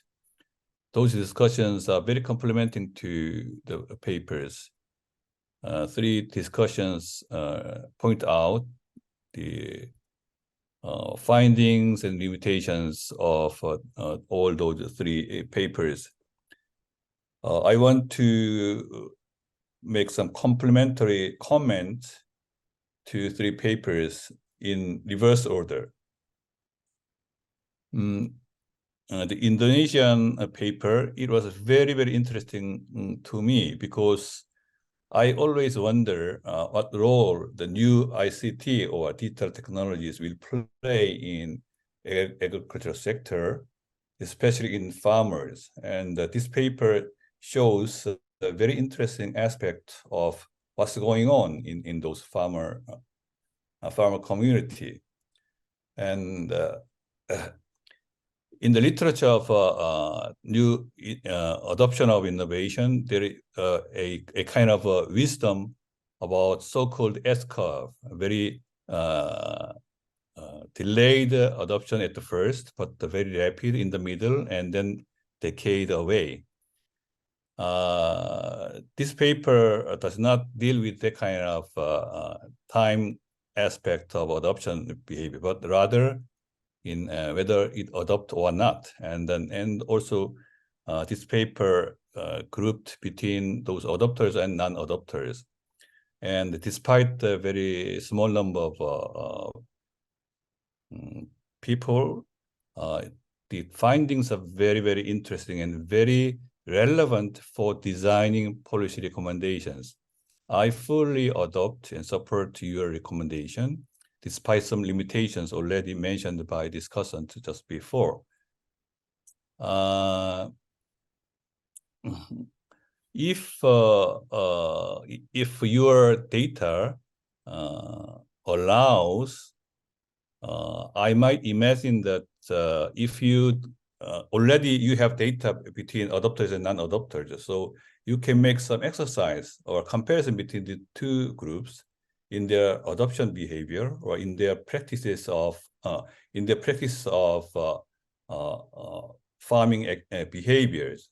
So then it will give additional information about what the difference between adopters and non-adopters.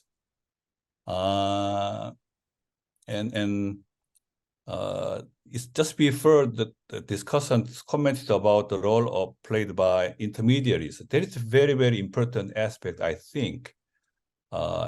This paper does not explicitly deal with this point, but the data at hand, you can add something a little bit more about what they played, because in any adoption of new technologies, whether it is primary or advanced, there must be some role for intermediaries. That is also very important for policymakers, how to implement the idea of adopting new technologies.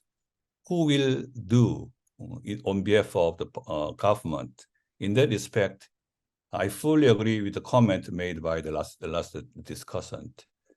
Now I move to Dr. Kim's paper. It's also very interesting, and it gives a very clear measurement of what will be the effect of adoption of smart farm case examples. Also here, very good number you provide, but also it does not give a full picture of the framework or systems, how it works. In other words, regression analysis gives a very clear snapshot of the current status, but it does not fully reveal how the mechanisms and systems are working. So in that sense, I feel a little bit pity that the regression analysis in chapter 2, paper, second paper, mostly based upon linear relationships. Because we understand from previous literature that most of behavior on adoption or practicing new technologies are not that much linear. There must be some non-linear in time, or the relationship between actors, or the role played by government intervention, or the role played by the intermediaries. In this sense, Dr. Kim's paper also needed to incorporate further about how to reflect this kind of non-linear relationships, non-linear framework of things. Then the paper will show another good information how it works in Korean context. The first paper is also very, very interesting. And when I heard your presentation, I imagined in my thought that how to picture the way to practice this kind of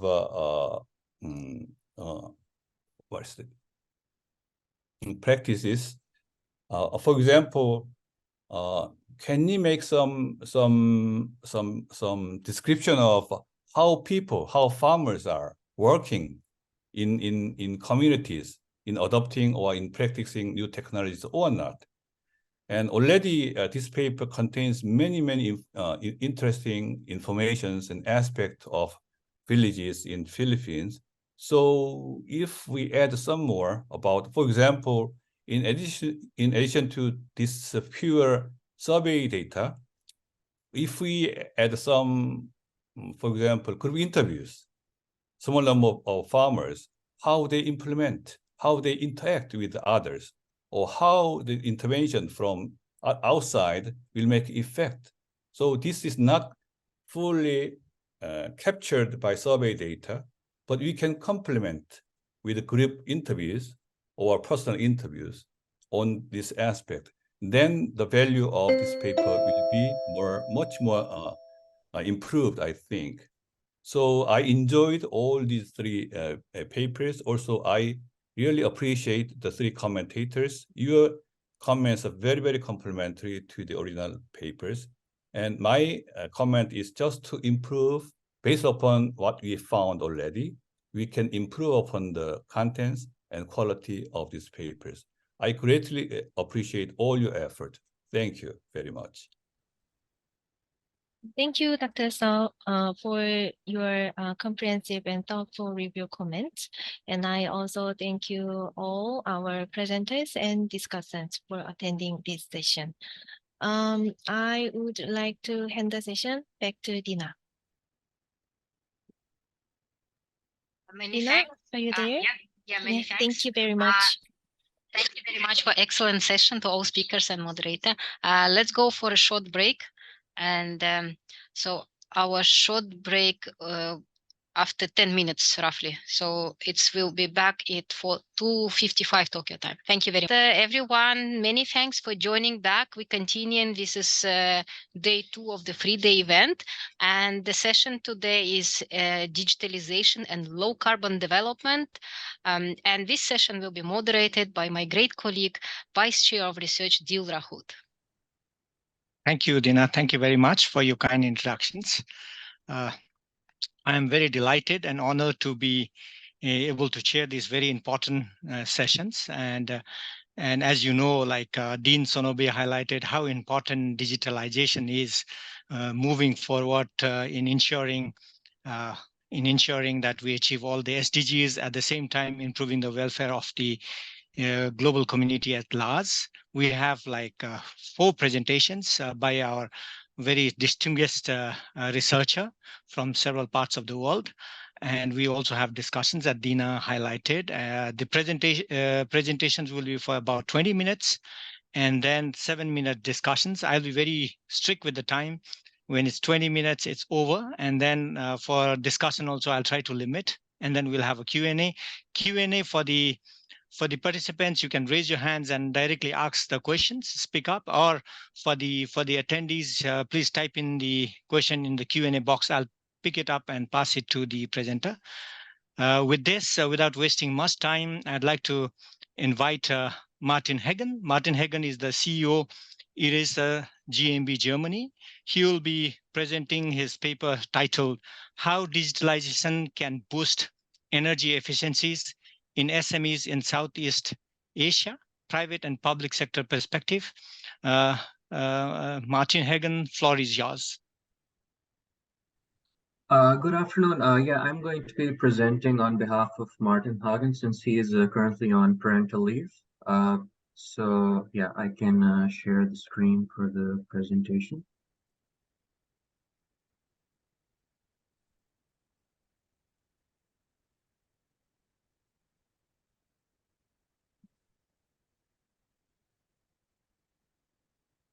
Are you able to see the screen fine? Yes. Can you make full screen, please? Yes.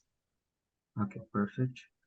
So yeah, good afternoon, everyone. Yes, I'm here on behalf of Martin Ahagan from Ezer GmbH, and we'll be discussing our paper that was submitted, which describes a new approach where we use aggregated data from digital energy efficiency assessments to provide support for policymakers.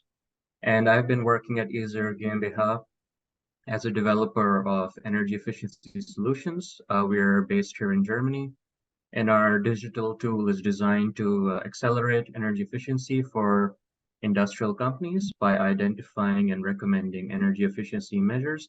And although we are a solutions provider for large-scale energy efficiency checks, the approach we are recommending can be used with other tools as well. It will provide support on a company level by providing them with energy efficiency improvement measures, but also support policymakers in guiding their decision making. So firstly, to give a brief introduction, our paper stems from the need to accelerate decarbonization, with the target area being through increased industrial energy efficiency. And the reason for that is that is important is industry is responsible for a significant percentage of global energy use, and that number becomes even higher in the Southeast Asia region. And a particularly important area of improvement is the light industry, which includes industries such as food, textile, machinery, and that light industry can typically be attributed to small and medium enterprises, also known as SMEs. However, the challenges with SMEs is that they not only account for the majority of industrial facilities, but they also have their own unique differences, which makes challenging policies effectively a challenge, and uh, designing policies a challenge. And there are, of course, millions of SMEs, each with their individual challenges. And especially when talking about companies, uh, even though their bottom line is to, of course, maximize profits and save money, but they also need to be able to implement these specific opportunities to be able to do so, which include energy efficiency opportunities. So the goal of our paper is to describe a new approach of using aggregated data collected from industrial energy efficiency assessments of these SMEs and use them to provide support for policymakers, especially in the Southeast Asia region.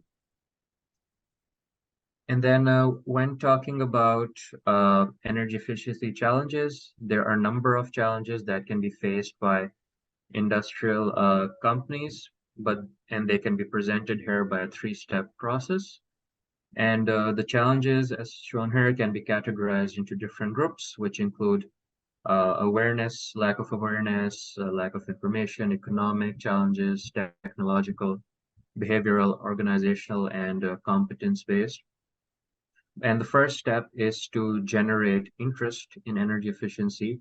And in order to generate interest in energy efficiency, there are various challenges that need to be addressed. And once the interest in energy efficiency has been generated, the second step is to be able to conduct research on the available energy efficiency opportunities that are available for each SME.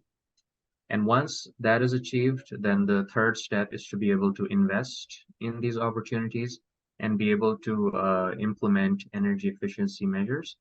And several of these different challenges can be traced to a lack of information, which can be addressed through digital tools. And yeah, as you can see here, initially, there's in order to generate interest, there are these various challenges that need to be addressed from many of these different challenges that are available. Then when you're doing research into the opportunities, there are a lot of information-based challenges. And then in the last step, when there's a need to invest, then there are again a number of economic challenges as well as challenges regarding implementation of opportunities. And a lot of these information-based issues can be addressed through digital tools.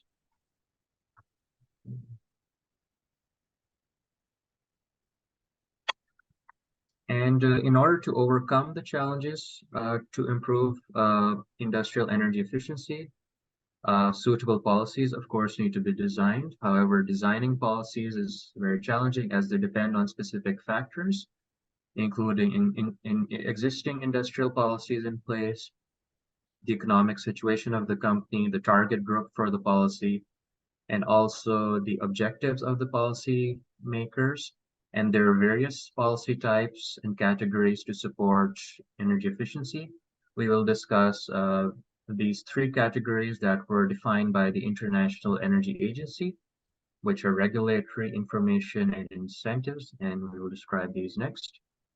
So regulatory or regulation-based policies involves setting specific rules and standards. An example of that are minimum energy performance standards, which are for equipment manufacturers to set a minimum performance level for commonly used equipment. The second are information policies, which are designed to educate or train consumers in the field of energy efficiency. An example of that is product labeling to provide consumers with information on a product's energy consumption level. And also an example is our training programs, which can educate individuals on different aspects of energy efficiency. And then we have incentive policies, which involve providing financial incentives to companies, such as grants, soft loans, to invest in new technologies or products or projects.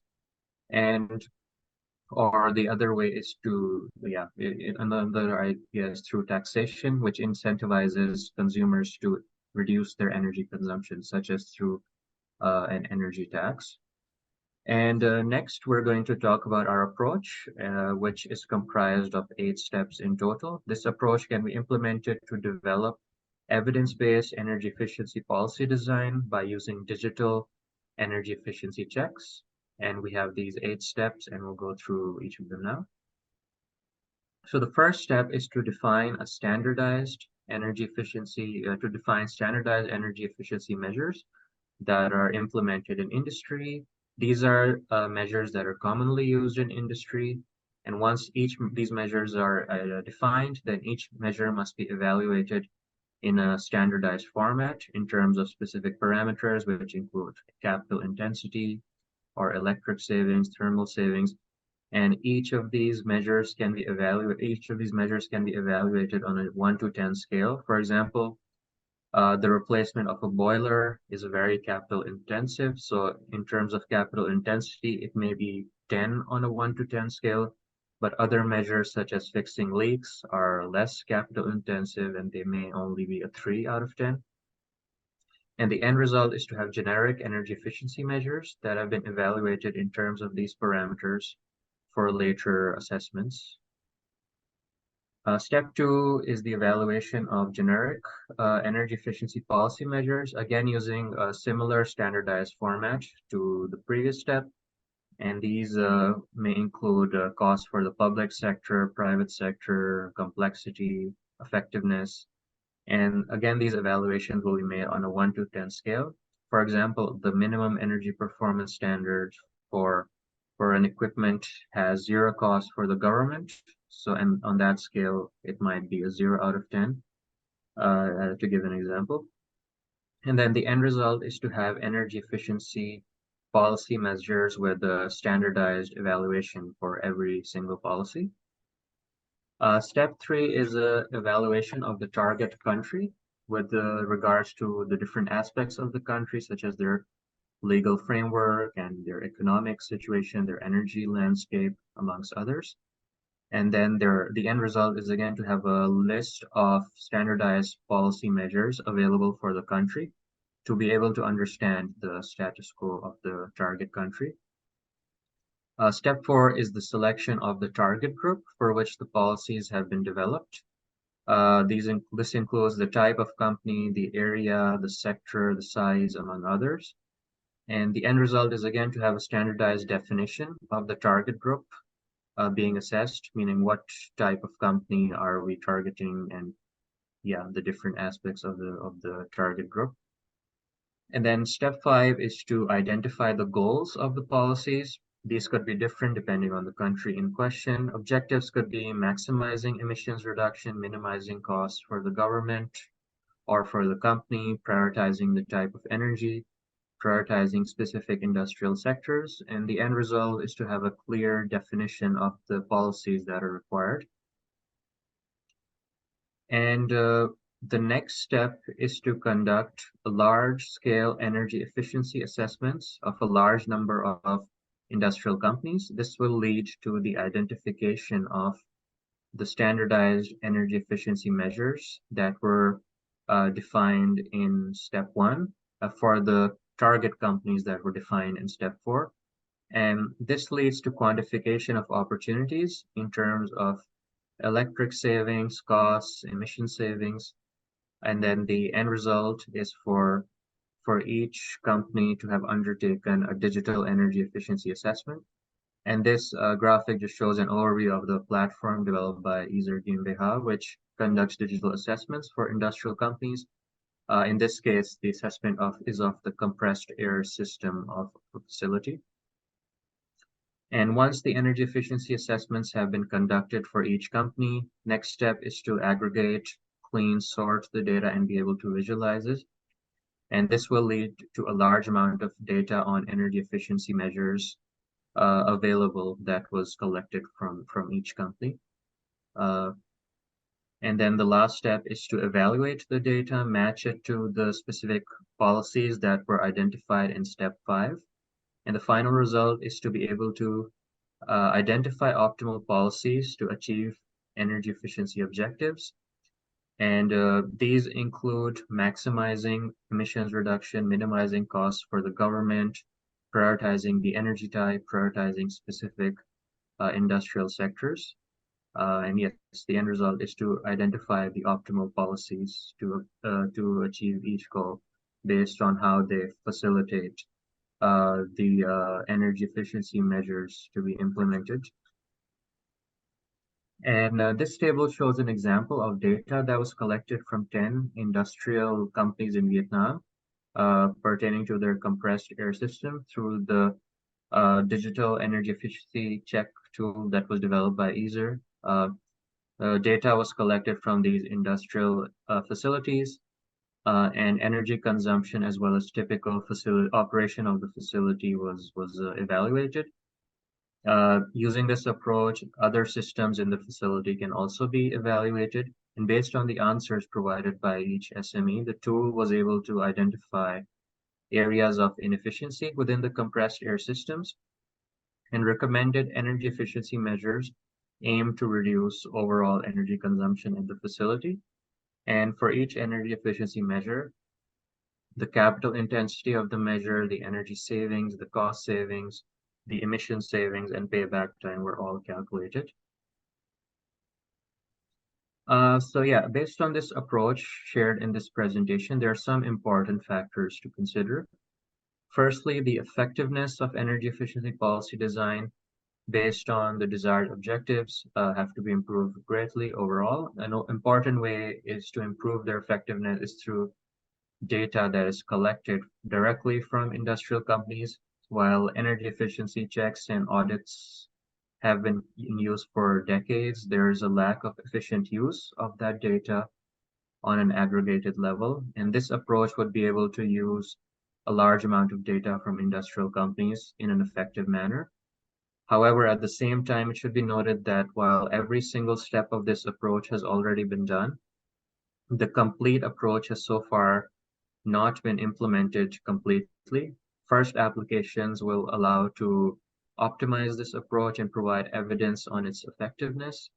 And additionally, the last step where the data that has been collected from the companies is linked to the policies has not been fully automated, cannot be fully automated, and it still requires individual interpretation. But in conclusion, it is quite apparent that this approach provides great potential in being able to increase the effectiveness of energy efficiency policy design in the Southeast Asia region through large-scale digital energy efficiency assessments. And this approach provides value for both the public and private sector. SMEs get direct access to energy efficiency recommendations, which helps them to lower energy demand and operational costs. But policymakers at the same time, they get access to aggregated data, allowing them to make evidence-based decisions for policy design. And yeah, thank you for your time. And yeah, I look forward to any questions you may have. Thank you, Samir, for your interesting presentations. Without wasting much time, may I invite Mr.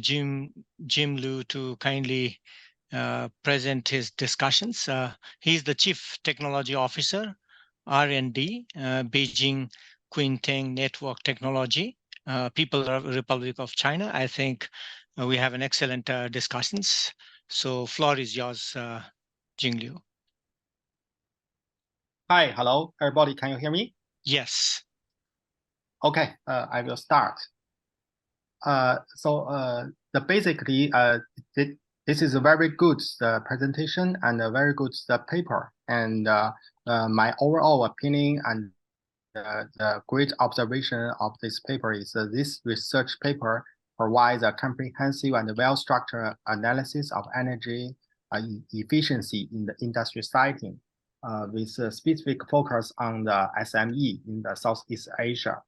And also this paper effectively highlights the significance of energy efficiency in context of the global environment and the concern, and also emphasize the pivotal role SME plays in the regional economy. In conclusion of the data and the citations from the reputed the source, the booster the paper's credibility, and also additionally proposed approach involving the digital assessment for evidence-based policy design is innovative and holds the promise for the practical implementation.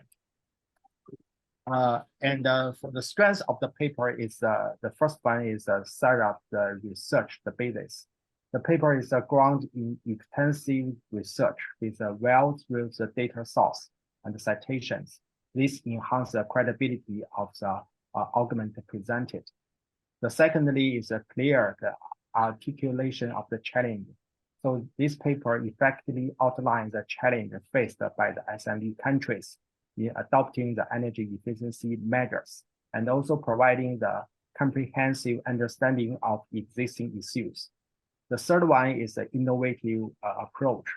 And also this paper's introduction of the digital assessment approach is a lot of efforts to bridge the gap between the policy makers and also the practical implementation. The last one is the practical relevance.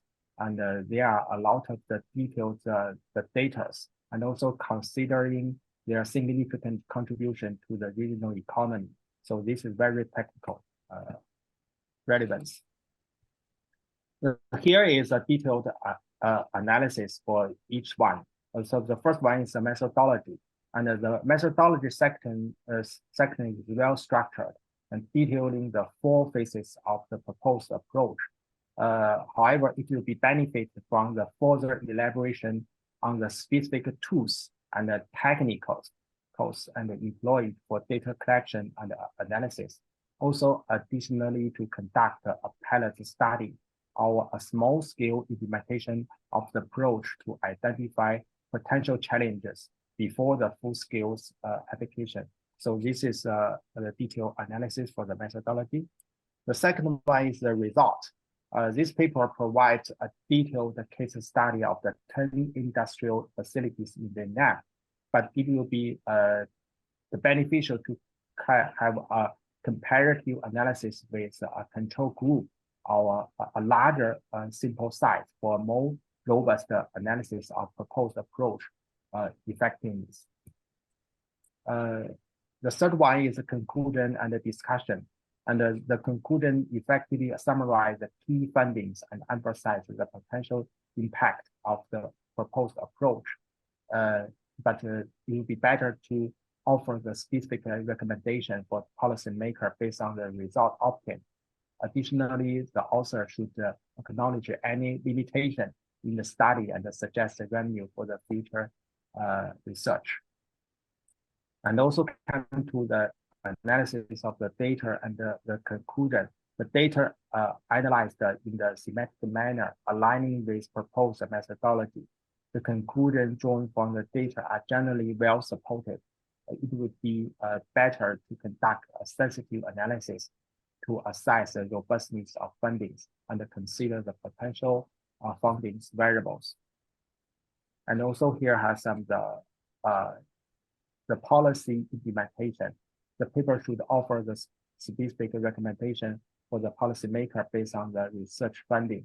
This will include the tailored strategies for different types of SME and suggestion for implementation regulatory measures. Additionally, the author should emphasize the potential economy beneficial of energy efficient the practical. This will include the insensitive the policy implementation. So here is the overall recommendation. This is very good, and to conduct the pilot study, it would be good to conduct a pilot study. The second one is extend the sample size for more comprehensive evaluation of growth effectiveness. The third one is consider a sensitive analysis to assess the robustness of fundings. The first one is offer specific and the recommendation for the policy makers based on the research funding, and also emphasize the economy benefit of energy efficiency to insensitive policy making. But overall, it's a very good the paper, and here is my findings. So thank you very much. That's all. Thank you. Thank you very much, Jin Liu, for excellent discussions and for the excellent comment. I'm sure it will be very useful for Samir. Before I pass to Samir to respond to some of the queries raised by Jin Liu, I would like to pose a question from our friend Dina. She writes, how many firms are included and from which countries? Policies which are included are those applied to companies or implemented in the countries. For example, energy efficiency fund could exist in the country, but firm might not use it. So together with responding to the discussions, would you also like to respond to Dina's question? Yeah, sure. Yeah, I just saw that Martin Hagen, just joined the presentation. I think, he would be able to give a more thorough answer to this. So I'll pass this on to Martin. Hi, Martin. Can you come? Yes. Hello. Yes. Can you hear me, everyone? Yes, Great. yes, Martin, we can hear you. Good morning. Please excuse the delay. I just became father last week and had to take care of the kid.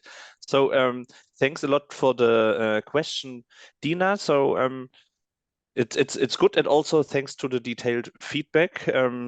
We need more thoughts to think about it. So for the assessments of the specific in the first, the economic framework is policy framework is considered. For example, is there an energy efficiency fund from whatever source, and that's independent from what a specific company is using. So if it turns out so that 10 companies or 100 companies are assessed, then that's independent from which policies they are profiting.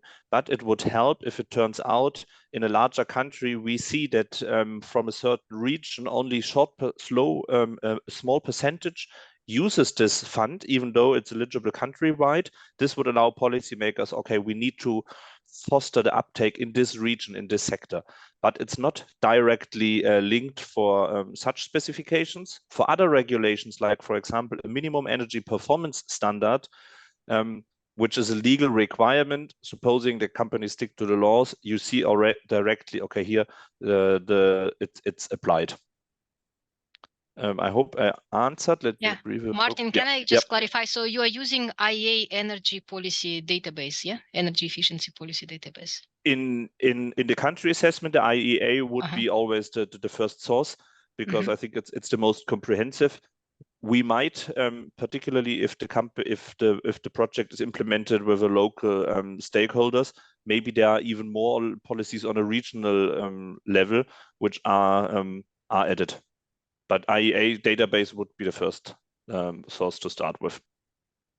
Yeah, I ask this question just to clarify, because when I Yeah. worked with governments, they told us, for example, yeah, we established, let's say, energy efficiency fund, but why we don't have demand? Why no one coming? So there are many funds exist, and I'm sure maybe in some countries they are successful, but particularly in developing Asia, the one when I talk to governments, say why in these countries didn't work, and in our country also it doesn't work. So why we don't get demand? That was the problem. Even fund was existing. Yes, I know this problem also from personal experience, and it's disastrous. We think, okay, that there's money waiting for you to be feasibly implemented. I would see this aspect rather not linked to the policy, but to the initial part to the company assessment. So in the daily business, the companies lack often the resources, time, and skills to develop investment-ready proposals. And here the software assessment helps also. They receive, we could do X, Y, Z, and we have a reasonable well understanding of the financial consequences, and this will also accelerate the uptake. So it's also a helpful tool, not from the policy perspective, but purely this assessment that local banks which are running green credit lines use such digital assessments for the companies to accelerate the uptake, to accelerate the demand, helping companies to identify solutions, which then in the next step, the bank could finance. And actually, we are talking to some banks also about EBRD, for example, in other countries. They mentioned the same challenge to disperse the money is a challenge. Thank you, Martin, and thank you, Samir. Since we are almost like hitting the time, so we have to move to the next sessions. But thank you very much for these wonderful presentations, and also thank you, Jin Liu, for your wonderful presentations and the comments on the paper. Now we'd like to move on to our next paper. Next paper will be presented by Dr. Yasmin Alhan Kayalar. She's an advisor in the Economic Research and Development Impact Department, ERDI, ADB Philippines, and Eleanor Hadland. He's a consultant for ADB based in United Kingdom. With this, may I invite Dr. Yasmin to present her paper on smart ports for green growth in developing Asia. Yasmin, floor is yours. Thank you very much. Allow me to first wish everyone a very good afternoon, and to start by thanking the organizers, KDI, ADBI, and ADB teams for this very interesting and timely workshop and research project. Today, as you mentioned, my co-author Eleanor Hadland and I will be sharing our work on smart ports and how they can help with green growth in developing Asia. In our presentation, we will first provide a context. Next slide, please. We will provide a context for a selection of smart ports as an important entry point for reducing emissions in the course of their routine operations. We will introduce smart ports as different from traditional port structures vis-a-vis efficiency, the work they handle, and the contributions they can make, not only in the routine port operations, but in a broader context. And we will examine the greenhouse gas emissions from maritime transportation and the means by which smart ports may help reduce them, with 3 use cases from Asia and the Pacific region, looking at ports in Bangladesh, Sri Lanka, and Korea. We will then drill deeper on one of these means, namely vessel speed, as a cost-effective and short to medium-term solution for developing Asian ports. And we will conclude with some takeaways for policymakers in future investment decisions and the role of ADB as a development partner during this process. Next slide, please. Just to sort of contextualize where we are, maritime shipping accounts for 80% of all cargo transported around the world, and its role in facilitating trade and supply chain management, hence the contributions to growth, have been substantial. Ports have been characterized as gateways and facilitators for regional collaboration and integration, and as facilitators of global value chains. And we've been reminded just how substantial and critical a role ports play, particularly during the pandemic and the economic recovery efforts that followed. Governments and private sector operatives alike have been looking to improve port capacity and efficiency with even more renewed vigor as a result of the bottlenecks that we have all lived through over the last 3 years. In addition to the motivation to maintain the trade flows and have supply chains working well, there have been a couple of push and pull factors as well. Namely, the fiscal headroom has been increasingly tighter. For many governments in the aftermath of the pandemic, they have been extending a number of non-conditional cash transfers, support programs, and of course, the economic devastation from the pandemic. As a result, they're looking at more cost-effective solutions to those development problems that have been persisting. Many of the governments have also signed on to GHG greenhouse gas emission reduction actions and targets. And according to an IMO, International Maritime Organization study, maritime accounts for nearly 3% of all global GHG emissions and is very well positioned, maritime, very well positioned as an entry point for looking at reducing emissions and green growth going forward. In this paper, we propose a cost-effective solution that can be implemented in the short to medium term to improve not only the efficiency of ports and, of course, the supply chain they support and the trade they do, but also an approach that can help governments reach their carbon targets as well. Now, at this point, let me hand it over to my co-author, Eleanor, who will walk us through the empirical analysis and the data work that we have done on this. Over to you, Eleanor. Thank you. And next slide, please. So I think the first thing to say is that ports globally, as well as across the Asia-Pacific region, there's a huge amount of variation. They're different size, they handle different cargo types, and they've got different levels of technological evolution. It's important to know that all ports use systems to manage their operations, but these really range from very basic manual systems, whiteboards, and basic technologies such as spreadsheets, through to some ports using very cutting edge, what we term smart port systems. So what is a smart port system? Well, these are systems which have evolved to use the latest technology available. And they started at the terminal level, where we saw innovations such as terminal operating systems be launched to manage the complex movement of containers in particular.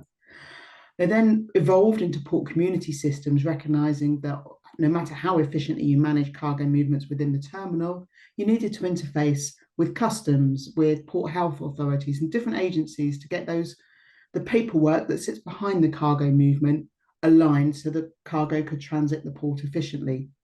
We've then moved on to hinterland systems such as truck appointment systems, which look to improve those interfaces with transportation across the port's hinterland. And now we're developing global systems such as blockchain platforms, such as the Global Shipping Business Network, which facilitate the financial as well as the information flows that go with those physical flows of cargo. So the focus of smart port systems is technology, but in particularly looking at interfaces between the port and the terminal and the rest of the supply chain. It's important to note that whilst you can leapfrog different technologies and moved on from fixed to wireless technologies, you need to go through those stages though, from terminal to port to hinterland to global. You can't go straight to global. So what kind of things are smart ports looking at? They're looking at automating the actual movement of cargo. They're looking at sustainability, and they're looking at improving collaboration. So the technology measures that improve the efficiency of the port, such as reduce waiting time or improve productivity of the terminal cargo movements, they're going to directly contribute to a reduction of greenhouse gas emissions. But it's important to note that by improving the efficiency of the port, we're also enabled to delay the requirement to build new port infrastructure, which generates further indirect emission savings. Next slide, please. So port systems are highly interconnected. The vessel traffic services that manage the marine movements in and out of the port link to fleet management systems which are used to control the vessel movements globally. And those vessel traffic management information systems can link with terminal operating systems. Those terminal operating systems link with haulage systems, which can then link into warehouse management systems or intelligent transport and smart traffic management systems. So the port plays an important role as a node in a supply chain and links with many other transport systems, which are also generating emissions. Next slide, please. So where do greenhouse gas emissions come from in ports? The normal manner of establishing this is to do port emissions inventories, and this is most well established in the US, where there's been big concerns about air quality. So taking the Port of Long Beach in the United States as an example, what we see is that the majority of greenhouse gas emissions in ports are not generated by the port's own operations, so the cargo handling equipment and the harbour craft, but actually by the vessels coming into the port and the heavy duty vehicles or the trucks which are moving cargo in and out of the port on the land side. When we think about emissions reductions measures at ports, there's two main categories of actions. We've got asset-based measures, which we will see where we upgrade and replace either the ship fleet, the truck fleet, or the cargo handling fleet with newer, more efficient equipment, likely electrical powered, so operating on low and zero carbon fuels. But this takes time because of the long asset replacement cycle across both the maritime and the port sector. We've then got efficiency-based measures which will improve the operational performances to reduce fuel consumption.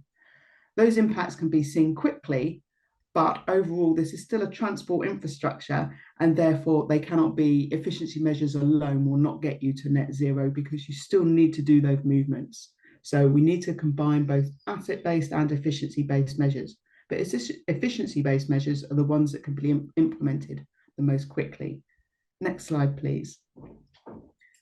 We've chosen to look at container port calls, and here we can see three key stages, and this links back to a AIS-based geographic information system model run by Drury Maritime Research.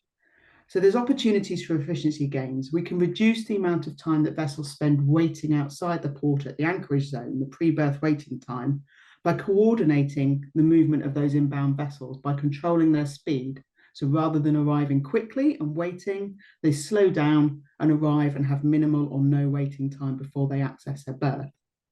We can reduce the amount of time they spend navigating within the port by better coordination with service providers such as pilotage and towage, but this is a relatively small amount of time. And we can reduce the time they spend at the terminals, so handling cargo, by improving coordination between shipping lines, customs and landside transport providers, as well as upgrading the actual physical infrastructure of the terminal, so bigger, faster cranes, etc. Next slide, please. So if we look at the vessel emissions that are generated within ports, then emissions from shipping, we've got two ways of calculating emissions from shipping. On a single vessel basis, you look at the fuel consumption, much as you would for your car. So it's very accurate, but it's not really feasible for whole port level studies or region level studies. The second method, which is more widely used, is where we look at the vessel type, the speed and the voyage distance. It's less accurate, but the global AIS, automatic identification system, which is a series of transponders attached to every single vessel in the commercial fleet, and the combination of that used with commercial fleet databases, which detail the type of engines these vessels have got and their age, can provide all the necessary data to do the second type. And the equation here is that we've got vessel emissions are a function of power, and that's dependent upon the size, design, and age of the vessel, the load factor, so how fast is the vessel going, what percentage of engine power are you using, the emissions factor, which depends on the fuel, and the type and the age of the maintenance of the engine, and the time spent at sea, and that's determined by operational and market conditions. So moving on to the next slide, we can see that in a current situation, we've got a scenario whereby vessels proceed with unadjusted speed to then wait at a port anchorage before accessing the berth. The proposal that is on the board that's being discussed with the International Maritime Organization and various other industry bodies is a just-in-time arrival system whereby the vessel speed approaching the port is reduced or optimized such that the waiting time at the port is reduced or removed completely. So what are the emissions reductions potential from a just-in-time arrival protocol? Well, we've got emissions on the voyage, which would be reduced by a lower load factor because you've taken down the speed of the vessel. And although that would increase the time of the voyage, there would generally still be around a 19% emission savings there. More importantly, and from the port perspective and the national government perspective, we've got the reduction or removal of waiting time at anchorage. And not only does this save greenhouse gas emissions, but it's going to also reduce pollutant emission savings at ports. And when you think about the position of anchorages close to city ports, that's an important public health benefit. Next slide. So where are these emissions happening in Asia Pacific? Drury kindly shared its database, and we can see that pre-birth waiting time rose during the pandemic due to the global supply chain disruption. Various ports shut down, vessels were delayed getting to berth due to limitations on seafarers, quarantining of vessels. But some ports are still more efficient than others. So when we look at total pre-birth waiting by port, we can see that it's the very largest ports in China, so Ningbo, Shanghai, Shenzhen, had the very largest amount of waiting time. But there was a number of smaller regional ports that still featured towards the higher end. So when we compare pre-birth waiting time to port throughput, we can see that there's a number of more efficient ports which have got lower waiting time proportionate to port size, as measured by the number of containers handled. And we've got less efficient ports which show higher total port waiting time proportionate to size. And these include ports such as Chittagong, Manila, Tanjung Priok in Indonesia, and Bangkok.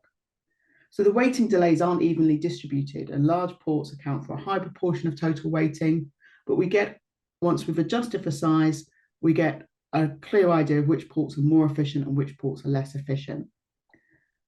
So we look at the next slide, and here we looked at what a smart port system uptake. Is there a relationship between the use of technology and the level of delay? It's important to note here that there's multiple factors that cause delays, but we believe that smart port systems help supply chains via ports operate more smoothly. And ports with the highest uptake of smart port systems, such as Singapore and Busan, in general report lower average waiting time per 1,000 containers handled. And ports with the highest average waiting time per 1,000 containers handled have far lower levels of smart port system uptake, and this includes Chittagong, Bangkok, and Manila. Next slide, please. So our use cases, we selected Busan as an example of a smart port. It was scored as 100%. We selected Colombo, which has got a mid-level score of 33%. It's using proven technologies at its terminals, less so. The Port Authority has got less uptake, but the terminal operators are using proven technologies such as automated gate and terminal operating systems here. And then the Port of Chittagong in Bangladesh, which has got a very low uptake of smart port systems. And here we can see that they all had high amounts of waiting time in 2022, with Chittagong recording the highest of over 2,000 waiting days, whereas Colombo and Busan had around 600 waiting days of vessels waiting at anchor outside the port. So when we look at that on an average, either on a per call or on a per 1,000 TEU of port throughput, we can see that Chittagong was by far the worst performer compared to Busan, the best performer. Next slide, please. So what would an adoption of this just-in-time arrival generate? How would that generate emission savings? What's the magnitude? We came up with a simplified way to simulate the impact. So we had a model which looked at the speed of inbound vessels to the port's anchorage areas. And rather than aiming for a 0-hour waiting, we aim for an 8-hour waiting, because in practice, not all delays are predictable. And the further away you are from the port, the harder it is to predict those delays. So we're not saying that all vessels need to arrive and have 0 waiting. We just want to minimize the waiting. And we looked at slowing those vessels that were going above either 12 knots or 10 knots. We looked at slowing them down so that it would arrive later in the waiting area. When we looked at this, slowing down vessels, we had the largest impact at Chittagong. So slowing down vessels to 12 knots, so for the vessels that were already waiting for a large amount of time, would generate a 21% saving in time and therefore emissions, and a 43% saving if they slowed the vessels down to 10 knots.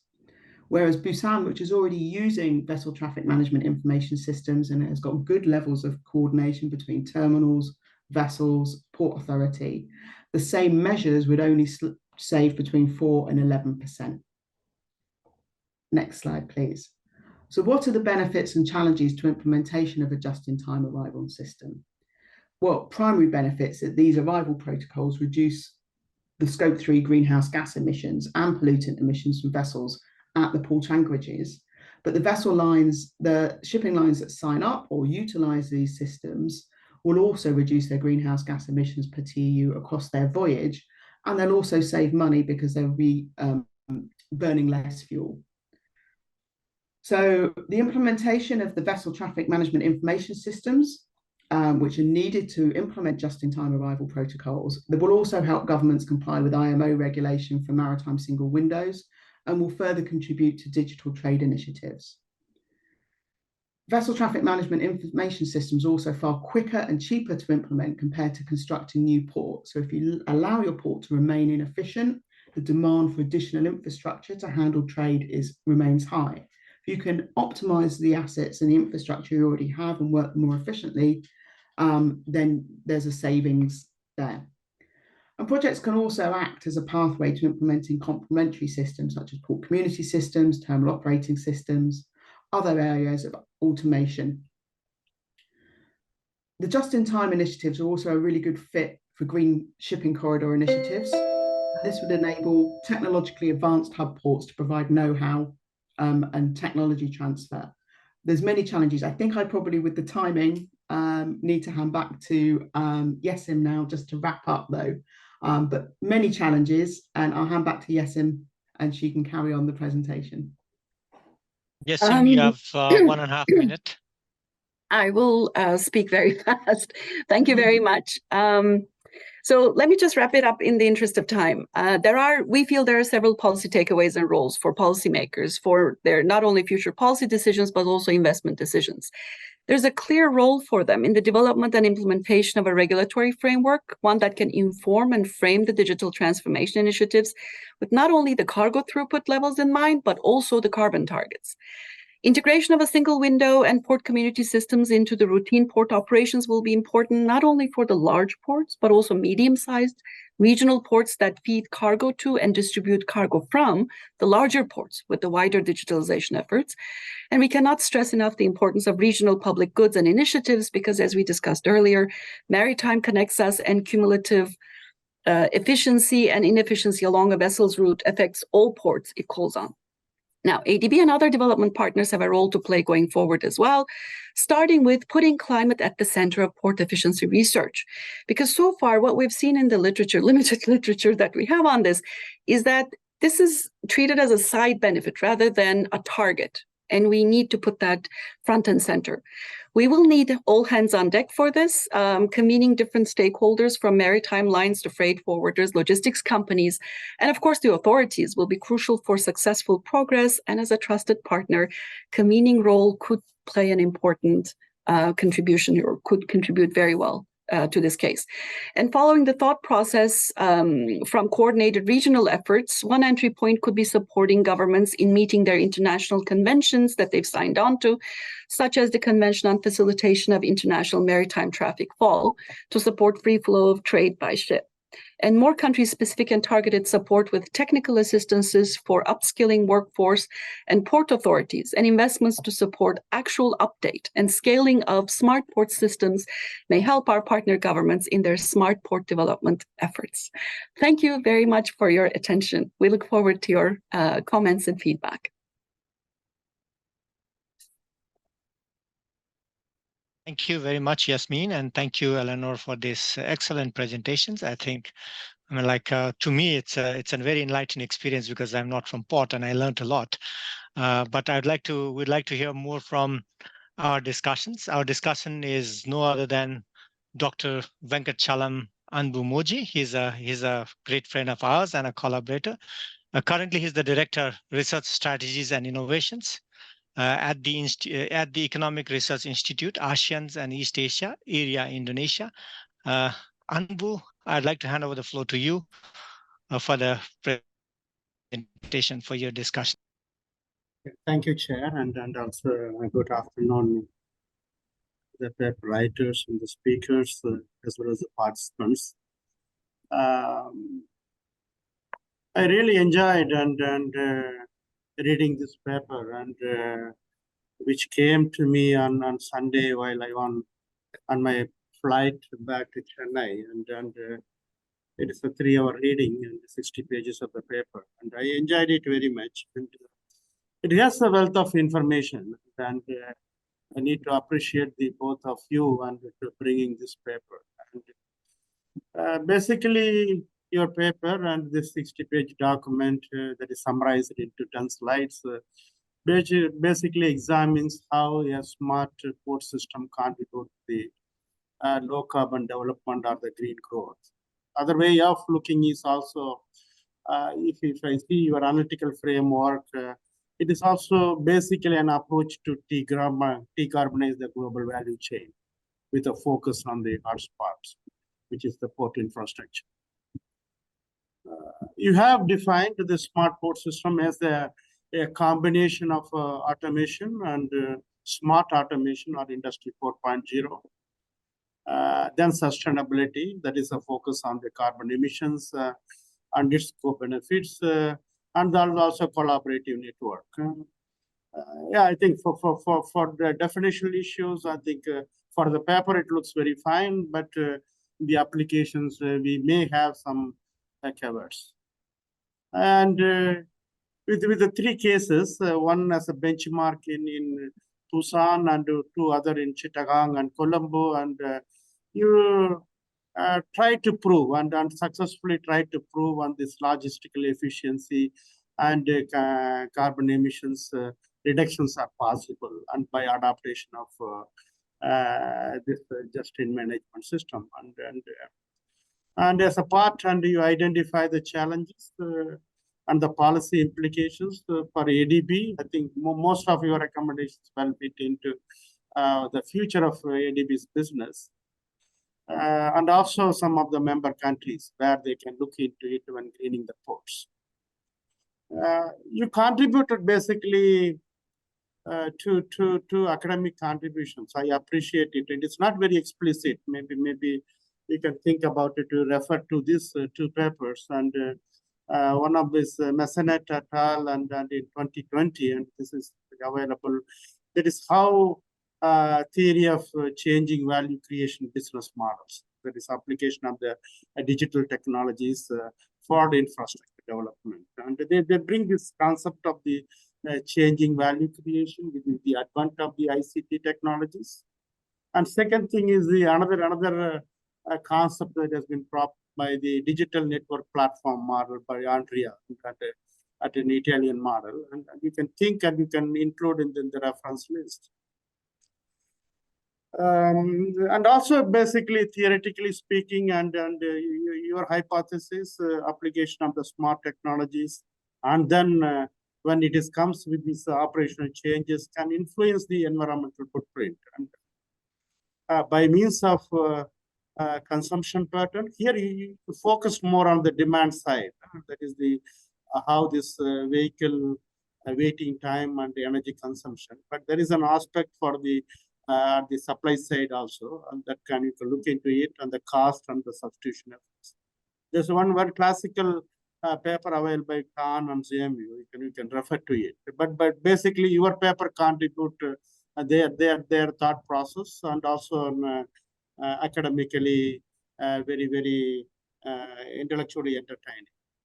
But there are some points I would like to bring it out because we have been working and helping the ASEAN economies on the digital economy on the one front, and another is the low carbon development. And some of our experiences, you can think about how we can include. And here, when you coming to these developing countries, the smart, and when we are linking the smart to the low carbon development, it has a different meaning to different people. And your paper has neatly brought out the theoretical component of it, and you're taking about this Netherlands case, and you see how the theory, practice, and policies could be coupled. But if you look into individual countries, their smart nation building or the smart growth has been varying, and probably we may look into it and how far it is aligned to this the smart party development in the smart nation development.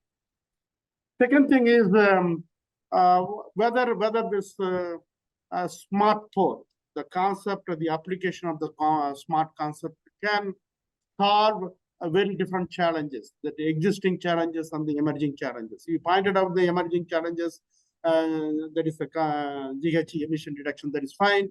But there is also another challenges that is very much included, that is smart governance and then smart environment, and that also include the waste management and the water management, the renewable energy development at the port level. For example, Kitakyushu is struggling to bring that investment into this smart environment, and then other ports are basically they are the state-owned enterprises. They are dealing with how the smart governance, particularly e-government, can help in it. Maybe a little bit of broadening your scope or discussion may be helpful, and to bring the issue in focus and possible the solutions. And if you look into that, I think this is the framework that is being helped and the G20, and we bring the concept of the digital public infrastructure and the deep sustainability. And Anbu, you have less than a minute. Okay, and just I will wrap it. And two things that is missing in your framework is how it must be linking to these NDCs, and at the national, there is a green port or the smart port can contribute for the NDCs, and then how it can contribute for the innovations and the corporate management is a kind of you can expand it. And second thing is use the kind of simple engineering and the exercise. And one way of looking at, if you are linking it to strongly to the green or the sub-natural treatment is green growth is to look into the total factor productivity, and that is some kind of econometric analysis also you can think about it to see which factors will contribute effectively and what is their weightages. And a third thing is when we think about the smart port and the low carbon green growth, and there are several other factors. One is the technological readiness, and then market size, then financial market development, and we did this kind of ranking for the Southeast Asian countries. We find different countries have the different levels of preparedness, and maybe you can think some of the factors, and then when we see that is the development of this and another challenges that has been missing in the paper, and we can look is the financial viability of the smart port, and this is the kind of exercise we did it, and just before the COVID, and when the digital economy and the low carbon economy, and we find then there is a cost of capital for smartness is gap exists, and this gap is due to different one is viability gap, risk gap, and the knowledge gap. And you may think about it, and it is my last slide, and I don't want to take time. And if it is for ADB, and you have that kind of the last slide indicates what could be the implications for the ADB lending, and this is one exercise that is India did it, and basically we developed a kind of a self-assessment tool, and how far the sectors and the stakeholders are ready for this embracing this smart cities here. And here you can see that is one is the efficiency. Second thing is the existing policies and regulations. There are the several factors, and we developed a kind of a self-assessment indicator, and this kind of tools could be developed by ADB, and so that is each port could be used, and they can kind of check their readiness to become the smart port. And I stop here, and thank you, Anbu. Thank you very much. Looking forward to your revised version of the paper. Thank you. Thank you very much, Anbu. I think it was very extensive comments. It looks like you have read it thoroughly, and not only that, but you also have lots of idea on this. But yes, before actually I allow you to respond to Anbu, I'd like to pass on a few questions. There are lots of questions coming on from the floor. The first one is from Dina, and also it aligns with what Anbu has highlighted. Business are also interested in more efficient port, not losing time in the port. So does promoting more efficient port requires government policy? It's like a multidimensional impact of a smart port. So if you can share some of your thoughts on that. Fantastic, thank you. So I will take a few of these questions and then request Eleanor to come in with her thoughts on this as well. First of all, if we have given the impression that this was only for ADB and ADB policy, that's our bad. We need to do better in terms of identifying that this is going to be all hands on deck kind of effort. We have to make sure that we bring the right people with the comparative advantage in providing a certain service and contribution to the table together. Dina, absolutely, I take that point about May I continue? Please continue. Okay. So I take that point about why is this a government issue? It's not. In fact, it really is not. That's where ADBs or other development partners or governments themselves convening power comes into it. The biggest users are private sector and the communities within the countries that they serve, the ports serve. So it's going to be extremely important to allow people that are already interested to be part of the solution development and the payment for those solutions. And in fact, some of the maritime lines are already doing this. They are creating their port community systems when there isn't one. For instance, Maersk does this in the Manila port because the Manila port itself does not have it. An information and management system, for instance. So private sector has already been doing a lot, and governments themselves have been agreeing at the macro level with International Maritime Organization and with UN and other development agencies on efficiency, on carbon targets, on port single window, to make things move a little bit better and with less of a footprint in the countries that they're working on. Dr. Ampur, thank you very much for your very comprehensive and extremely helpful comments. We really appreciate the time you've taken to provide them to us, and we'll be in touch with you on some of the details after the session in the interest of time.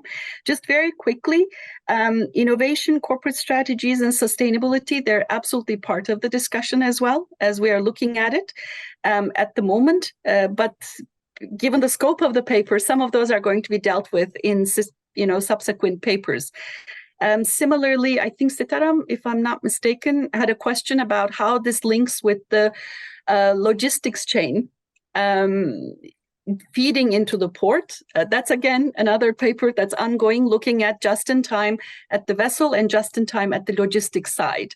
I was just in the Busan port actually working on these things with the logistics companies and speaking with the port operators about it. And there's a lot we can do on that angle as well. In terms of the return versus costs in DPI, yes, those gaps are there in terms of viability and risk, but perhaps I could request, in the interest of time, Eleanor to come in with her thoughts on some of the questions as well. Yeah, I'll just give a minute. We are running out of time, but yeah, let's hear from Eleanor. Just a minute. I think picking up on what Yesim has said, I think it's important to note that in the port sector, the corporate sector at the terminal level is much advanced and is often ahead of where national policy is. But the port authority level probably needs more support, which is why we selected to look at the vessel just in time. Also, availability of data. So the global AIS system, which IMO have been instrumental, which was implemented for safety reasons, also provides us with a wealth of efficiency data. So it's accessibility to the data. And we believe that there are parallels to be drawn at a regional level, whereas on the truck side, there's a huge amount of work that can be done on linking port gate and information systems to spread peaks of traffic and link with smart intelligence systems in city regions. But again, that's an even more emerging source of interfaces. There's some research in the EU, but not a lot of these linkages with smart city systems. But again, I believe that's an area where there is huge scope to make savings in emissions, and probably ones that would be noticed more by the population surrounding the port. Relieving urban congestion associated with ports is important. I'm conscious of the time, so. Thank you. Thank you very much, Eleanor. Thank you, Yasmin, and thank you, Anbu, for this excellent discussions. And thank you, Dina and Dr. Sitaram, for wonderful points that you have raised. I hope we'll continue to discuss on this very important issue beyond this conference. But we have to move on, and I'd like to invite our next presenter. Next presenter is Ms. Gina Lee. She's a Senior Research Associate, Division of Department of Development Research, KDI, Republic of Korea. The title of her presentation is Analysis of Greenhouse Gas Reductions Effect of Smart Mobility, so which is also related to what Yasmin has presented.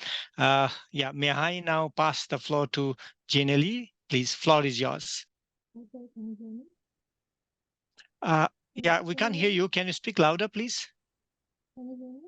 Yes, but you are we can hear you very faintly. Oh, really? No, we are not able to hear you very well. Can you hear me? Is it better? Hello, we can't hear you. You are your voice is very small. Very small, okay. Is it the same? No, no. At least I don't. How about our colleagues, Yeah, participants? same, cannot hear. Yes, cannot hear clearly. Too low. What? Yeah, very low, very faint voice we can hear. Okay, just give me a No, minute. no, generally, I think we can't hear you. Microphone, remove microphone. Yeah, maybe it's better you remove your headphone and directly speak from the computer.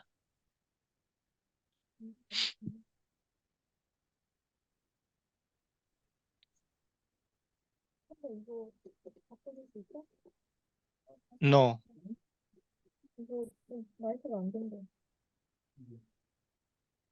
hello? Again? We can't hear you. We can't hear you. Okay.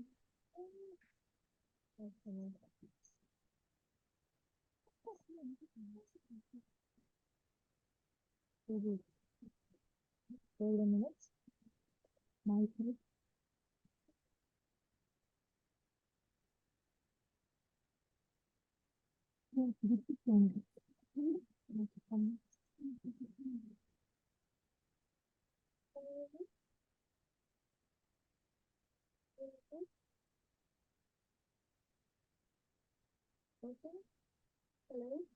Hello?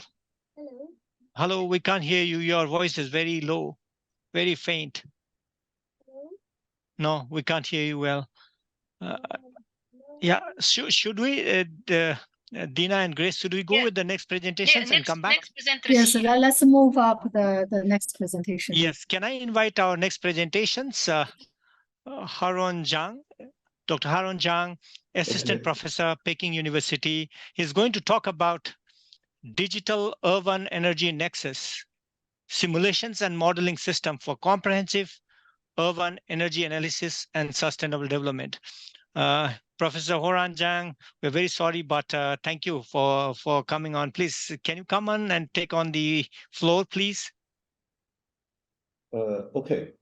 Great. Thank you very much. We really appreciate. Therefore, yeah, okay. I will share my screen. Yes, excellent. Please go ahead and share the screen. Do you see my screen? Yes. Okay. Hello, everyone. My name is Horan Zhang, and currently I'm working at Peking University at the School for Urban Planning and Design. Today, my topic is the digital urban energy nexus simulation and modeling system for comprehensive urban energy analysis and sustainable development. And as our city continues to grow rapidly, we are facing multitude of the challenges. Those include energy storage, energy shortage, environmental pollution, traffic congestion, and housing shortages, all of which are complex issues indirectly linked to the urbanization.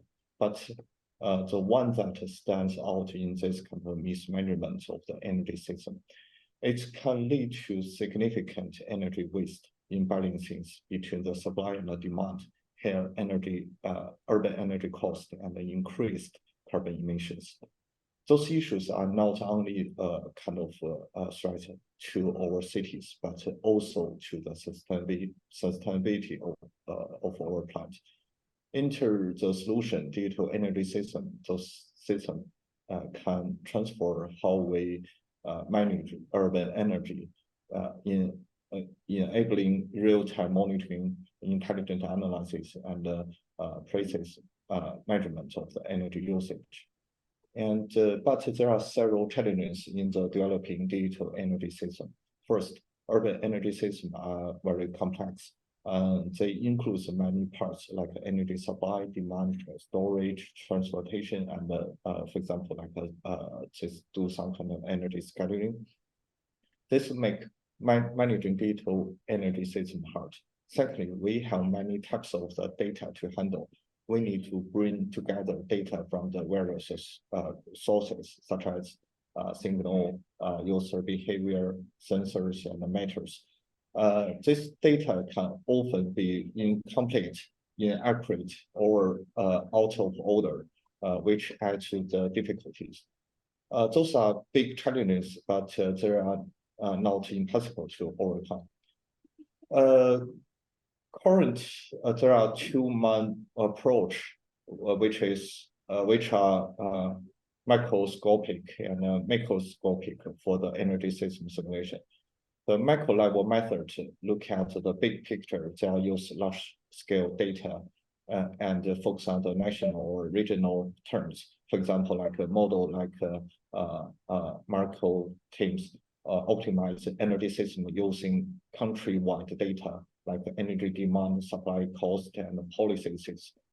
Similarly, the NEMS model consider energy market as a national level, incorporating factors like energy prices, supply-demand balances, and policies. Furthermore, the LEAP model, LEAPS model, use the data like the population, economic indicators, and historical energy consumptions to predict the future energy demand terms. On the other hand, the macro level method dive into details. They consider specific technical parameters and local data. They utilize things like weather data and policies, focus on the community level. Some examples of those models include, for example, like energy plans, Homer, and the community level modeling. However, there are limitations to those methods.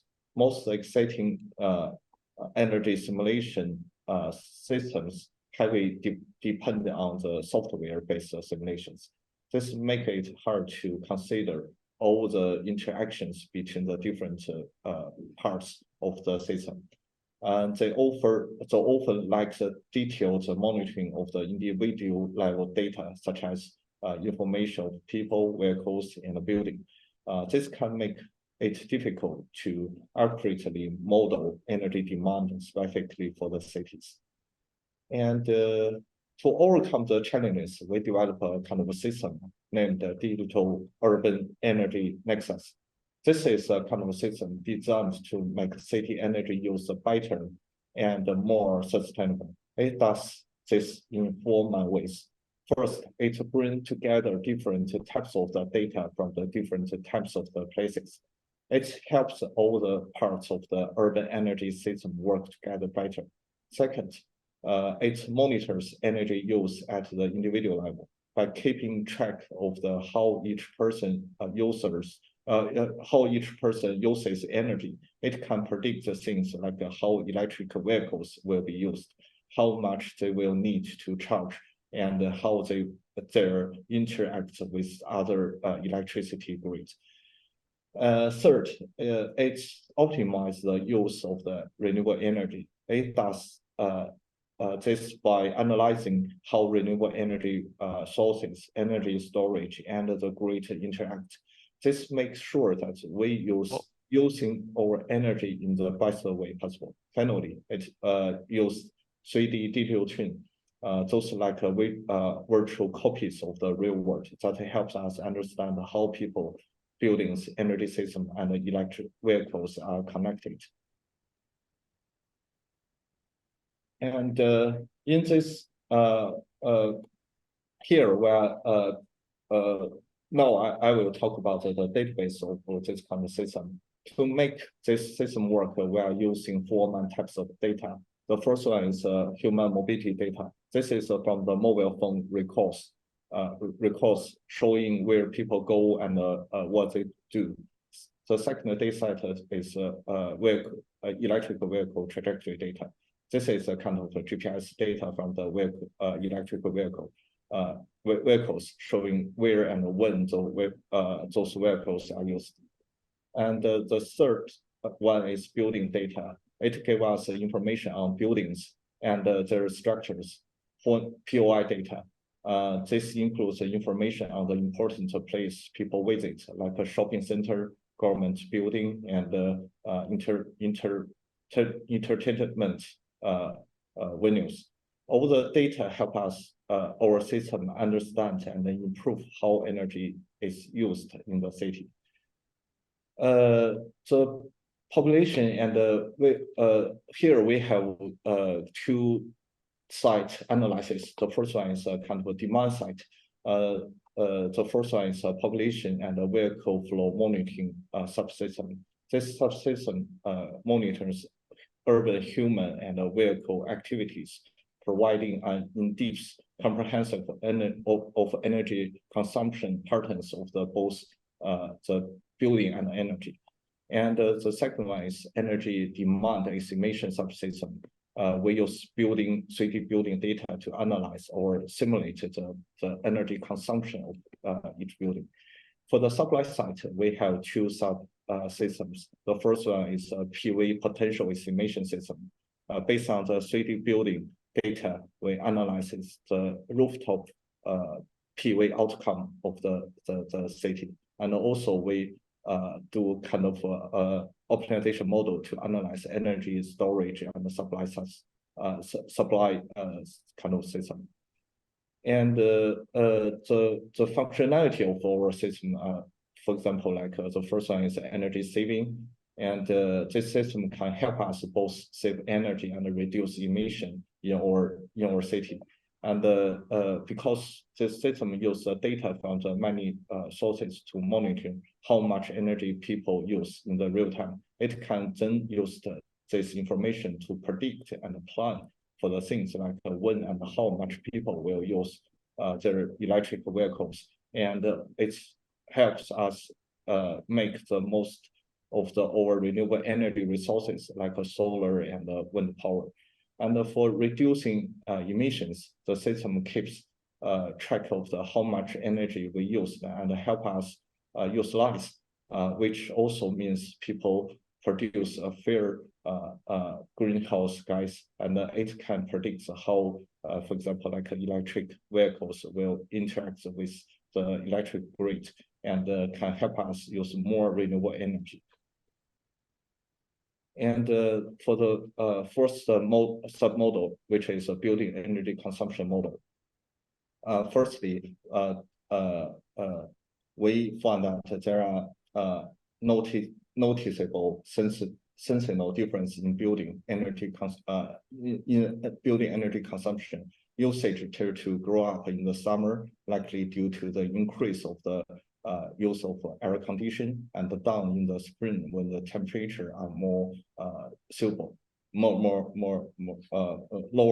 And secondly, we found that peak energy consumption turned to occur during the typical working hours.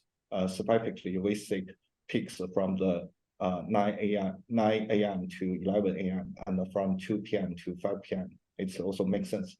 And this is probably when most of the people are in their office and using, for example, like equivalent lighting and heating or cooling, something like this. And this is the kind of our building energy consumption result of Shanghai. And in our system, we also can simulate EV charging demand. And based on the vehicle trajectory data, we analyze when and where the vehicle need to charge. And therefore, we can, this is the final output of our system. We can see for each area, we can simulate the charge demand, vehicle charge demand. This is a kind of the result. And for our system, we can also draw a kind of polygon, something like this. It's very, you can free like draw a kind of a polygon in this map, and we can quickly calculate the electric vehicles charging demand of this kind of polygon, in this kind of polygon. This is also our kind of analysis result for the entire Shanghai city for the EV charging. And this is also our result. But based on some kind of taxi data and also the private vehicle data, we can do different analysis. And for example, like in the future, with increase of the electric vehicle share, we can predict the potential charging demand in the future. And this may be the current charging demand. In this case, our result can help the city or urban planners to design the location or layout of the charging station. This is some a kind of our final system. For example, like you can choose a kind of a time period and a kind of charging range, and then our system can output this kind of potential charging demand heat map. And this is the charging station power consumption simulation. And based on the charging map app information, we download the location of all the charging places in Shanghai, and then we analyze the charging demand of each charging station. And this is the discharging or travel demand.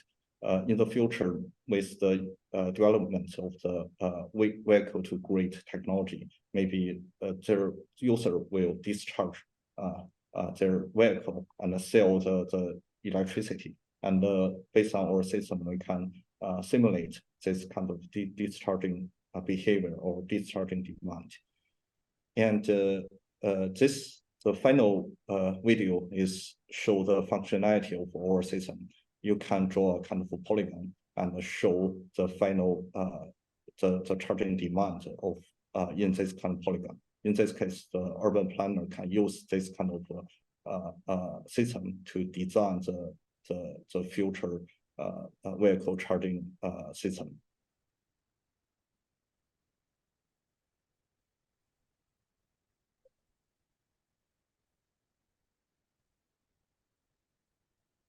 Yeah. So next subsystem is kind of a PV potential model. And here we estimate how much clean energy we can get from the rooftop PV panels on the but the complex building are and the shadows in the kind of busy city area can affect this. So we attract things like shadowing and the sun's exposure to get the good estimation. For example, like based on the 3D building data, we can simulate the site shadow changes and then to evaluate the rooftop PV potential for each hour. And we also calculate how shadow fall on buildings. When estimating PV output potential, we look at the factors like how much rooftop is free for the shadows and the amount of the sunlight and how efficiently the panels convert sunlight to the electricity. To figure out the day potential, we add up power generation causes all time points and gave us the complete wave of the rooftop PV potential. And we see that systems change the rooftop solar power potential a lot. It's highest in the July when the sun is high and there are a lot of the kind of sunlight. So it's lowest in the January when there are less sunlight. And this is a kind of the heat map of the PV potential in Shanghai. And for the next subsystem, once we get the EV charging potential and the PV potential, we can do some kind of analysis on the vehicle to grid analysis. And we just merge those two kind of results and to analyze how much renewable, especially for the rooftop solar energy can be used for the vehicle charging. Yeah, this is the some kind of result. And we also developed several flexibility indicators to show the future V2G potential on the flexibility of the urban grid. Yeah, this is some kind of result. And for the above result is mainly focused on the private vehicle. And since we also have the taxi trajectory data, which is in Shanghai, in this case, we also do some kind of electric taxi scenario analysis for the flexibility test. And the conclusion is this system integrates multi-sources spatial temporal data for the real-time monitoring and predict the future energy consumption, both energy consumption and energy supply, by utilizing technologies like AI and quantum computing. It explores the relationship among the various components of urban energy system. And we also do this kind of energy consumption simulation in individual level for both building, for each building and for each vehicle.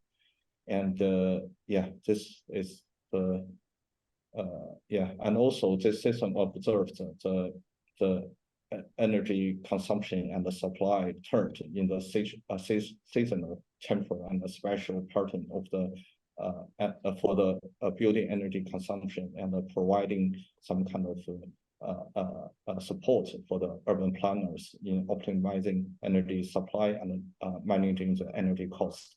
Yeah, this is the conclusion of our paper. Okay, thank you. Thank you very much, Dr. Zhang. I think your presentations was very important and very timely, and it has an important role to play in several cities, so that we can manage our carbon footprints as well as manage the energy use and efficient energy use. And now I would like to invite Ms. Rika Safarina. She is the Senior Analyst, Energy Modeling and Policy Planning at ASEAN Center for Energy Indonesia. She will be the discussion for your paper. Please, Ms. Rika, floor is yours. Thank you, Rahul, for your kind introduction.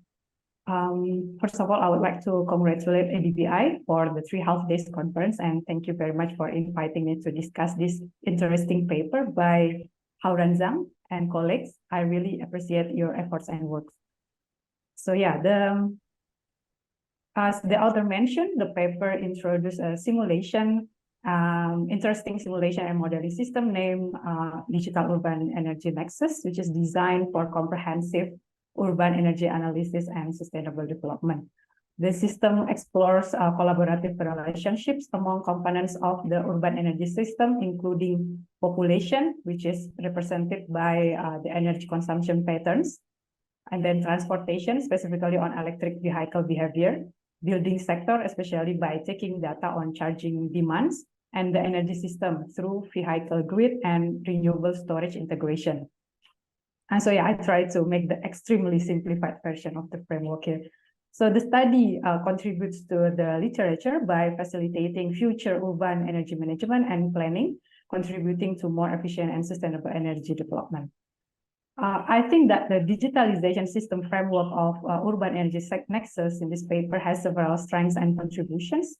By using micro-level integrated energy system simulation methods, the research takes into account the interactions between various models. It integrates emerging digital technologies such as big data for real-time monitoring and predictive modeling using AI and cloud computing. As you can see in this diagram, there are several subsystems involved, which are very potential to be explored further in the future works. The paper did mention about other existing comprehensive energy system simulation models, which operate primarily at macroscopic level, including LEAP. As a comparison to our model in the 7 ASEAN Energy Outlook, which is using LEAP, we also try getting micro level as lowest as possible in all sectors. In addition to socio-economic and policy data, we collected subsectoral energy consumption data. For example, in the residential sector, we got energy demand per electric appliances and cooking stoves. And then in the transportation sector, we collected number of vehicles per type. And then for the commercial sector, we collected data per building type and floor areas. So this kind of workaround in the existing macroscopic model can be done to get granular level. But perhaps in the future, we can utilize big data like in this paper. It is very interesting approach. So now I would like to provide some feedbacks for improvement. The paper mentioned that the most existing energy simulation models primarily rely on software-based simulations, making it challenging to consider the interactions between various modules. And this paper proposed an improved way, but I failed to understand the technology or tools behind the model. If you develop by yourself, which programming languages are you using? Is it based on Python, R, or maybe other types of application? Secondly, the paper listed down the 4 database use, including human mobility, EV trajectory, building, and POI. But I think there's no detailed information on the sources or references of these 4 databases, such as for example, the anonymous mobile phone records from Shanghai. Are they from any particular phone company? Or is it publicly available in which websites?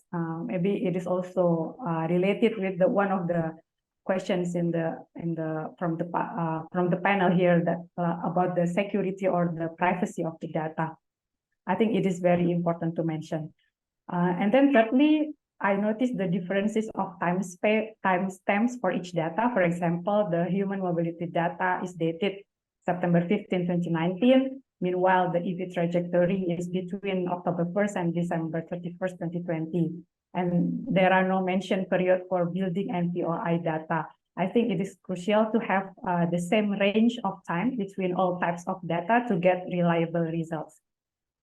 Perhaps you actually use the same timestamps, but it does not show in the paper. And then, as explained in the abstract and introduction, the paper also analyzes energy system, including grid, battery storage, and solar PV. But from the 4 databases here, there is not related to energy systems. Perhaps you should mention the database used for grid and storage. And then in the paper, you mentioned this for subsystems, but they are not reflected in the diagram. I think the inclusion of these subsystems will improve the terms consistency of the paper. And then the model is tracking building consumption in Shanghai for only 4 months, with each month represents each season. But why not analyzing all 12 months in a year to get more robust findings? And finally, I noticed the paper wrote electric taxi fleets data from Shenzhen, but the rest of data and analysis is case study in Shanghai. Is that comparable to Shanghai data? And these are some recommendations for better policy implications for your consideration.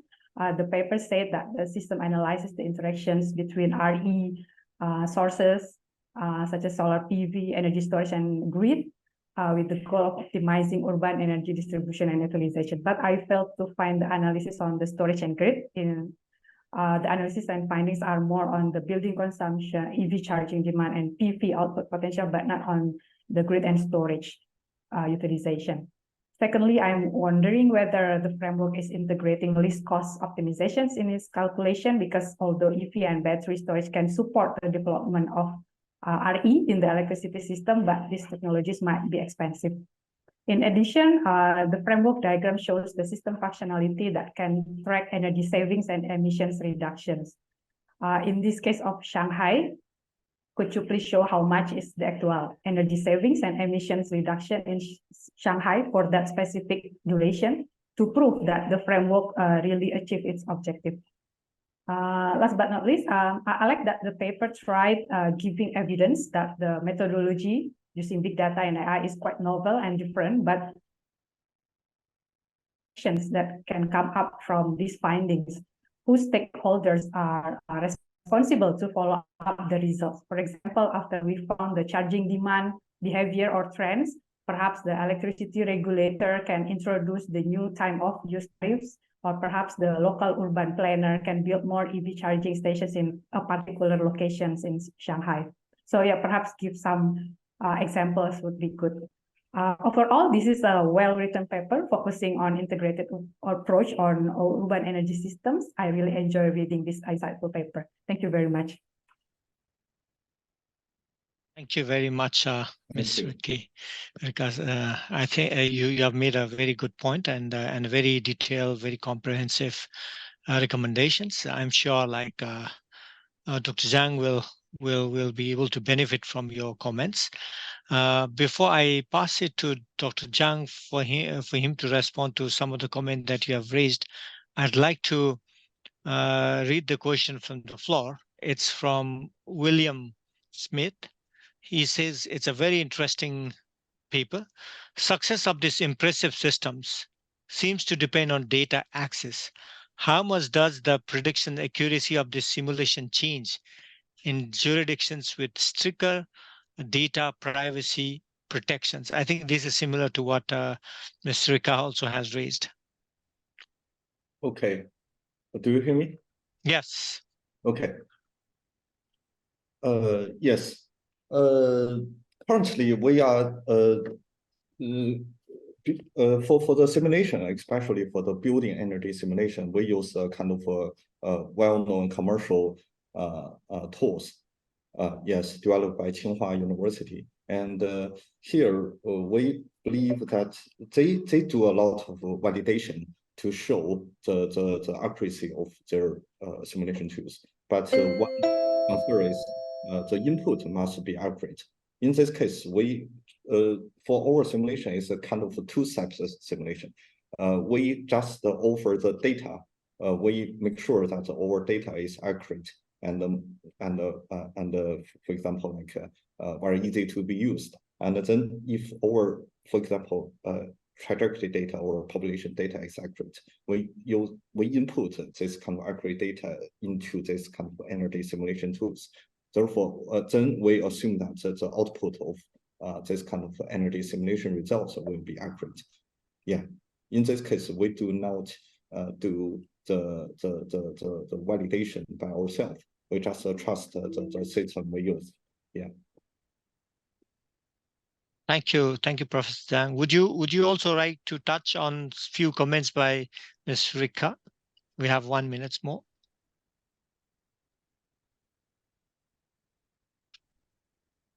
Sorry, for which question?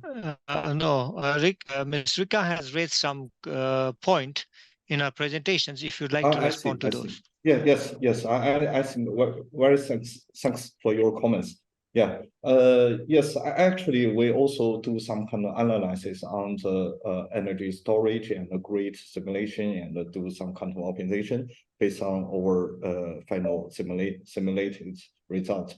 Yeah, I think your comments is great helpful for us, and also actually we are also we are also now doing this kind of development or improvement. Thanks so much.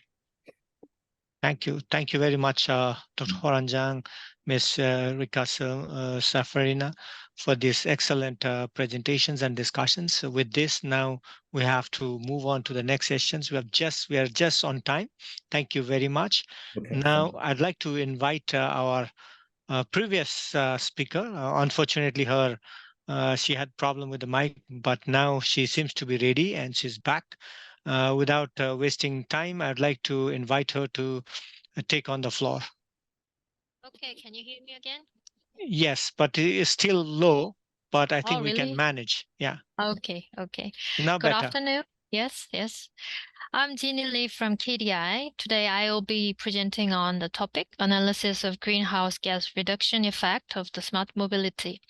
I extend my apologies, would like to kindly ask you for the understanding. I have made revision to today's presentation based on the feedback from the Dr. Sidarams in advance.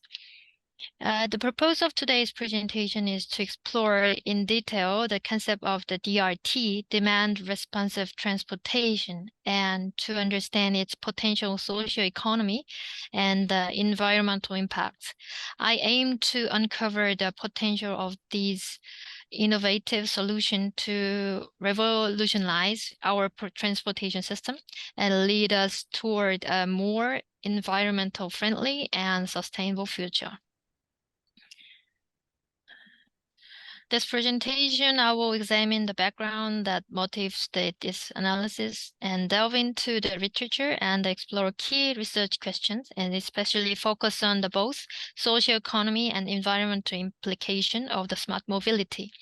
And I also engage in the policy discussion, exploring the strategies and policies required to turn insight into the tangible actions. Finally, at the conclusion, I summarize the main result.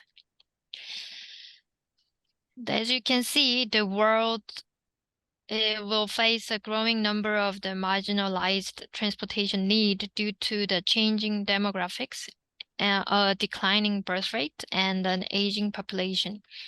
Korea is one of the fastest aging society in the world due to a steady decline in the fertility rate and a rapid increase in the elderly population. In particular, the population of the elderly population in non-metropolitan areas is expected to be very high, resulting in changes in the living and travel patterns of the elderly, and it is necessary to respond to the demand for the transportation and services accordingly. As the world population ages, access to the convenient transportation alternatives to traditional public transportation will be critical. Sustainable transportation networks are needed to improve rural and community members' access to the essential resources such as healthcare and welfare. In particular, rural areas have low and dispersed ridership due to the low population density and long travel distances, making public transportation costly to operate. DRT can be an alternative for these underserved areas and people, and it is also a great way to reduce the number of vehicles on the road. With the DRT, vehicles are only delivered when there is actual demand, so empty trips are not all route traveled by vehicles without passengers or luggage. This is not only save the time and money, but also reduce the emissions. So let's look in deeper into what DRT is. In a sense, DRT represents a dynamic and adaptive approach to transportation service. Unlike traditional fixed route transportation system, DRT is designed to be flexible and responsive to the specific needs of passengers. It focuses on the offering personalized, on-demand, and point-to-point transportation solution, catering to individual requirements. DRT leverages technology, real-time data, and efficient logistics to optimize route and schedule based on the current demand. This means that vehicles are dispatched and routes are determined based on the where and when passengers need it to travel rather than adhering the fixed schedules and the predetermined route. This innovative approach to transportation is becoming increasingly important in addressing the evolving needs of the changing society and providing more efficient and convenient and accessible transportation options. It has the potential to transform the way people move and interact with their transportation system. This diagram illustrates the process of the DRT. It begins with the user making a reservation call or requesting a mobile phone. Subsequently, the operator and the app receive the process, the request, and dispatch the vehicle to the user's location. Next step is the dispatch procedure. Using the ITS technology, the system selects the optimal route and send the dispatch information to both the users and the driver. This ensures the efficient and well-informed allocation transportation resources. And then users board the DRT at the nearby stop and disembark at the stop close to their desired destination. These trips are reported in real time and analyzed for the statistical insight. The data collected is used to make operational improvements, enhance the overall system efficiency and user experience. And here are some key functions and technologies associated with the DRT. DRT system provide user-friendly interface for booking rides, allowing user to specify to their pickup and drop-off location and schedule rides in advance. DRT utilize real-time data and algorithm to dynamic adjust routes and schedule based on the user demand. This ensures efficient and responsive service. And DRT often feature the adaptive fare structure that can vary based on the factor like distance, time of day, and vehicle's occupancy. These functions and technology collectively enable DRT to offer flexible, on-demand, and efficient transportation service tailored to the needs of users while promoting sustainability and improved transportation management. Let's take a look at the previous research on the DRT. The concept of DRT is not new. It emerged in the US in the 1910s. However, during its initial stage, this concept struggled to gain widespread traction as it was considered uneconomical and faced challenges in replacing traditional public transportation. One of the key reasons behind the initial reluctance was the unique characteristics and objectives of the DRT system. Typically, the primary motivation for the implementing DRT was to provide more efficient and effective service in areas and timeframes with the low demand. To achieve this efficiency, operators often need to increase passengers' numbers, but this increase frequently indicate the necessity for the fixed route service, thereby limiting DRT's application. Nevertheless, the widespread adoption of smartphone and the advance in the technology in the 21st century have promoted urban planners to re-evaluate and reconsider the potential of the DRT. This technological shift has encouraged city planners to revisit and reinvestigate the DRT system, recognizing the opportunities they offer in terms of enhanced flexibility, in efficiency, and responsiveness and evolving transportation needs. And this SWOT analysis provides a comprehensive assessment of the strengths and weaknesses and opportunities and the threat associated with the DRT in the context of the interurban traffic and the underserved areas like dead-end villages. So based on this, I made of the research questions. Firstly, the socio-economy implications. How the movement of the people change with the DRTs.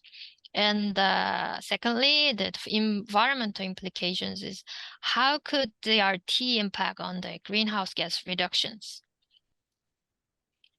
So this operational purpose of the DRT align with the ensure the medical welfare and cultural and mobility rights of the residents in transportation disadvantaged areas and promoting the local economy through the utilization of DRT technology. The system operational process and key function can be detailed and as depicted in the following diagram.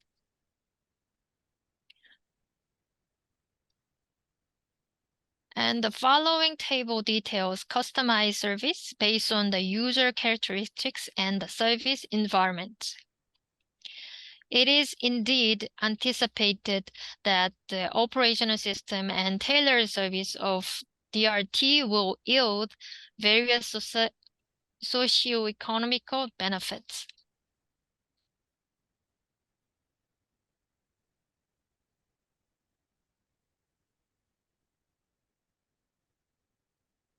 So as I've outlined, this is the socio-economic impact of the DRT adaptation. Here is the key point. The infrastructure and ITC technology is effect to the private to the public transportation and the eco-friendly transportation, and it occurs to the green jobs creation. In summary, the adaptation of the DRT is not only enhance the efficiency of the public transportation system, but also encourage a shift away from the private vehicles. This transition can significantly contribute to reduce both air pollution and the greenhouse gas emission, promoting sustainable and eco-friendly transportation practices. And the next is the second question. What is that connection with the environmental implications? I analyzed the greenhouse gas emission from the DRT in Sejong City and by comparing the scenarios. This is the scope of the data, and this is the data limitations. And this is reason why I choose the Sejong City. Sejong City is planned city, smart city, with the diverse transportation and environmental characteristics, and is interested in the developing a predictable city and building an intelligent transport system in the future. And also, Sejong City has a transportation and environmental data collection and monitoring system that provides important information for the demand DRT research. And this is the calculation method. This is from the Korea National Institute of the Environmental Researches, 2013. And data is from the Sejong. And this is the calculation. And the scenario is that the scenario for the study were set from follow the DRT. The scenario considered the replacement of the DRT with the EV, electric vehicles in Sejong City, which currently has a 100% internal combustion engine fleet. So I scenario with the 20% replacing and the 50% replacing and the 80% replacing. And this following table represent the greenhouse gas emission for the Sejong City in September 2021. It is evident that a significant amount of the greenhouse gas are being emitted from the passenger vans running on diesel. It's worth noting that all the DRT currently operating in Sejong City were passenger van running on the diesel. So here is my results. The results show that the transition rate of the EV increases, greenhouse gas emission decrease. Therefore, it is expected that if DRT vehicles are replaced by the EVs, greenhouse gas emission will decrease by the amounts of the indicates above. And this is the challenges of the implementing DRT can be considered from the perspective of the service providers and demands and the operators. And I think that addressing these challenges requires a collaborative effort from the service providers, users, and the operators, as well as effective planning, technology integration, and policy support to make DRT a successful and sustainable transportation solution. This is the conclusion. This study has examined the socio-economical and environmental aspects of the DRT as part of the inclusive growth policy in the transportation sector. It aims to provide concrete data greenhouse gas reduction when introducing EVs, thus facilitating an objective analysis of greenhouse gas reduction effects that can be applied to the future urban planning and transportation policies. Furthermore, by envisioning the future of the smart mobility, this study aims to promote the utilization of the smart mobility solution and assist the developing countries in achieving environmentally friendly and inclusive growth through the smart mobility. Thank you so much. Thank you. Thank you very much, Ms. Jenna Lee, for this interesting presentations and a very important contributions to the work on the role of digitalizations in smart mobility so as to reduce greenhouse gas emissions, as well as improve efficiency within the transportation sectors. Unfortunately, the discussions actually had to leave because he had another meeting, Dr. Sitaram. So we apologize for that. And he may have already shared you his comments, and we look forward to you looking into it and addressing it. But now I have a question from the floor. It's from Dina. She writes, looks like DRT can be taken by private sector, or does it require public support? Yes, Jenly, can you please answer? Yes, we have. As you know, the Hyundai, we have the Hyundai also running collaborate with the public-private sector in collaborate with the shuttle. We call it shuttle. So we have several, I think. Yeah, thank you, Jenly. There's another question. It's from Dalimi, where it says, what are strategies of Korean government on sustainability and smart mobility? That is quite huge. Yes, but if you can, like, I know, I mean, like, it's a lot of things, but if you can throw the best bet that you have. Okay. Yeah, I read a lot of the government documents as well, and they want to like net zero policy, and then how can I say this? And also,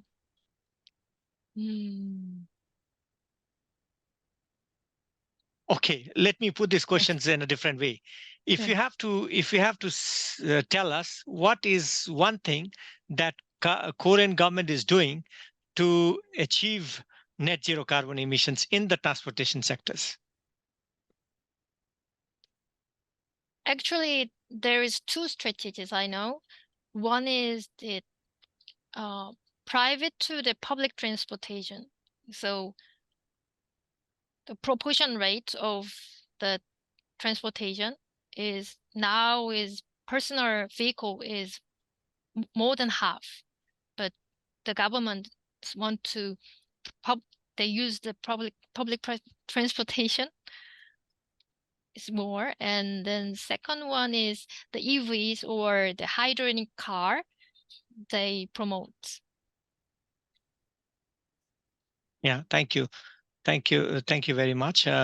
Actually, we have more time, but we don't have questions. Maybe I'd like to invite William Smith. He's the lead faculty for entrepreneurship, Fulbright University, Vietnam, to give a wrap up. Let's see if you see the next slide. Do you see the next slide? Yes. You do? Oh, wow. Amazing. Okay, so we had four papers in this module. And what I did, I tried to look at the commonalities, and I'd like to kind of highlight how they complement each other and how they are different. And create actually this puzzle of us looking at green growth and inclusive growth. So compared to yesterday's paper session that I was involved in, this was much more focused on practice, on solutions that are out there to measure the impact, on mainly green actually, on reducing greenhouse gas emissions. And one of the paper had also connection in its relevance based on the inclusivity of growth to marginalized groups.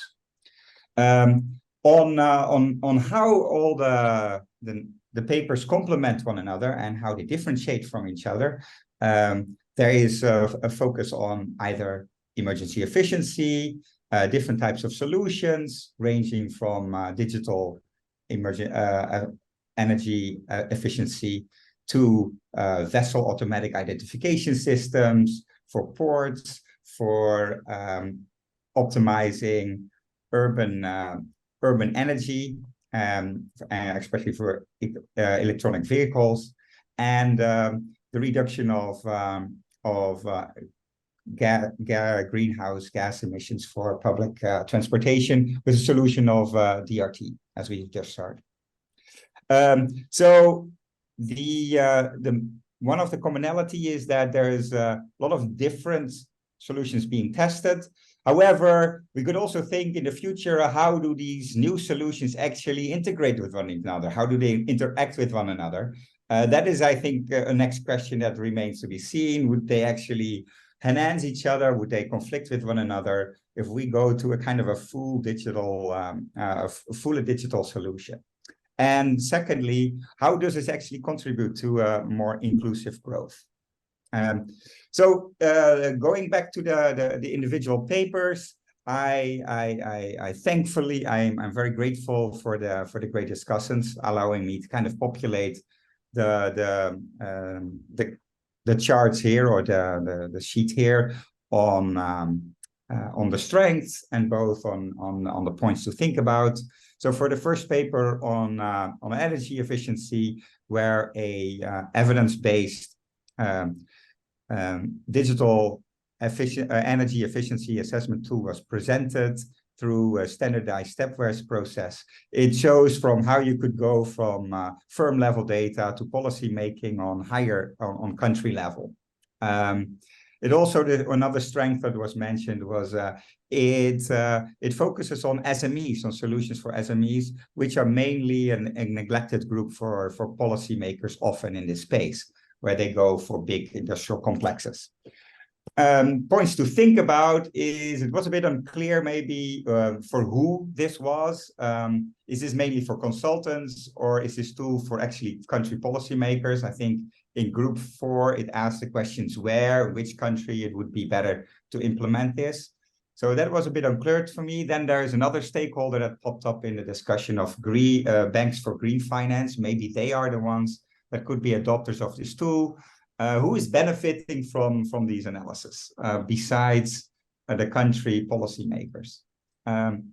Then I think the create more social proof and piloting, that was also points made by the reviewer, and getting to more sensitivity analysis for the solutions presented. Again, what is then the effect on inclusive growth? It was mainly on looking at energy efficiency and not on how that would promote social sustainability. Paper 6, smart ports, other great paper, also a great solution, and actually beyond the tech solution, suggesting more to slow down the vessels to come into the port. A really wonderful, kind of a more full system. Also, thankfully to the reviewer, definitions fine, strong relevant issue, and with data, with 3 pilots, very interesting on various level of smart port score levels, for which they had the paper had actually 6 levels. So it's quite nice to see that they look at the variety of these things. The points to think about, the definitions of smart, as the reviewer mentioned, is that the same as what has proven to work in developed nations. The framework presented by the reviewer of a broader approach to only the technical solution, which it is the technical solution is actually a multi-stakeholder, involves a lot of multi-stakeholders. And then its success maybe lie on the laggards in that series.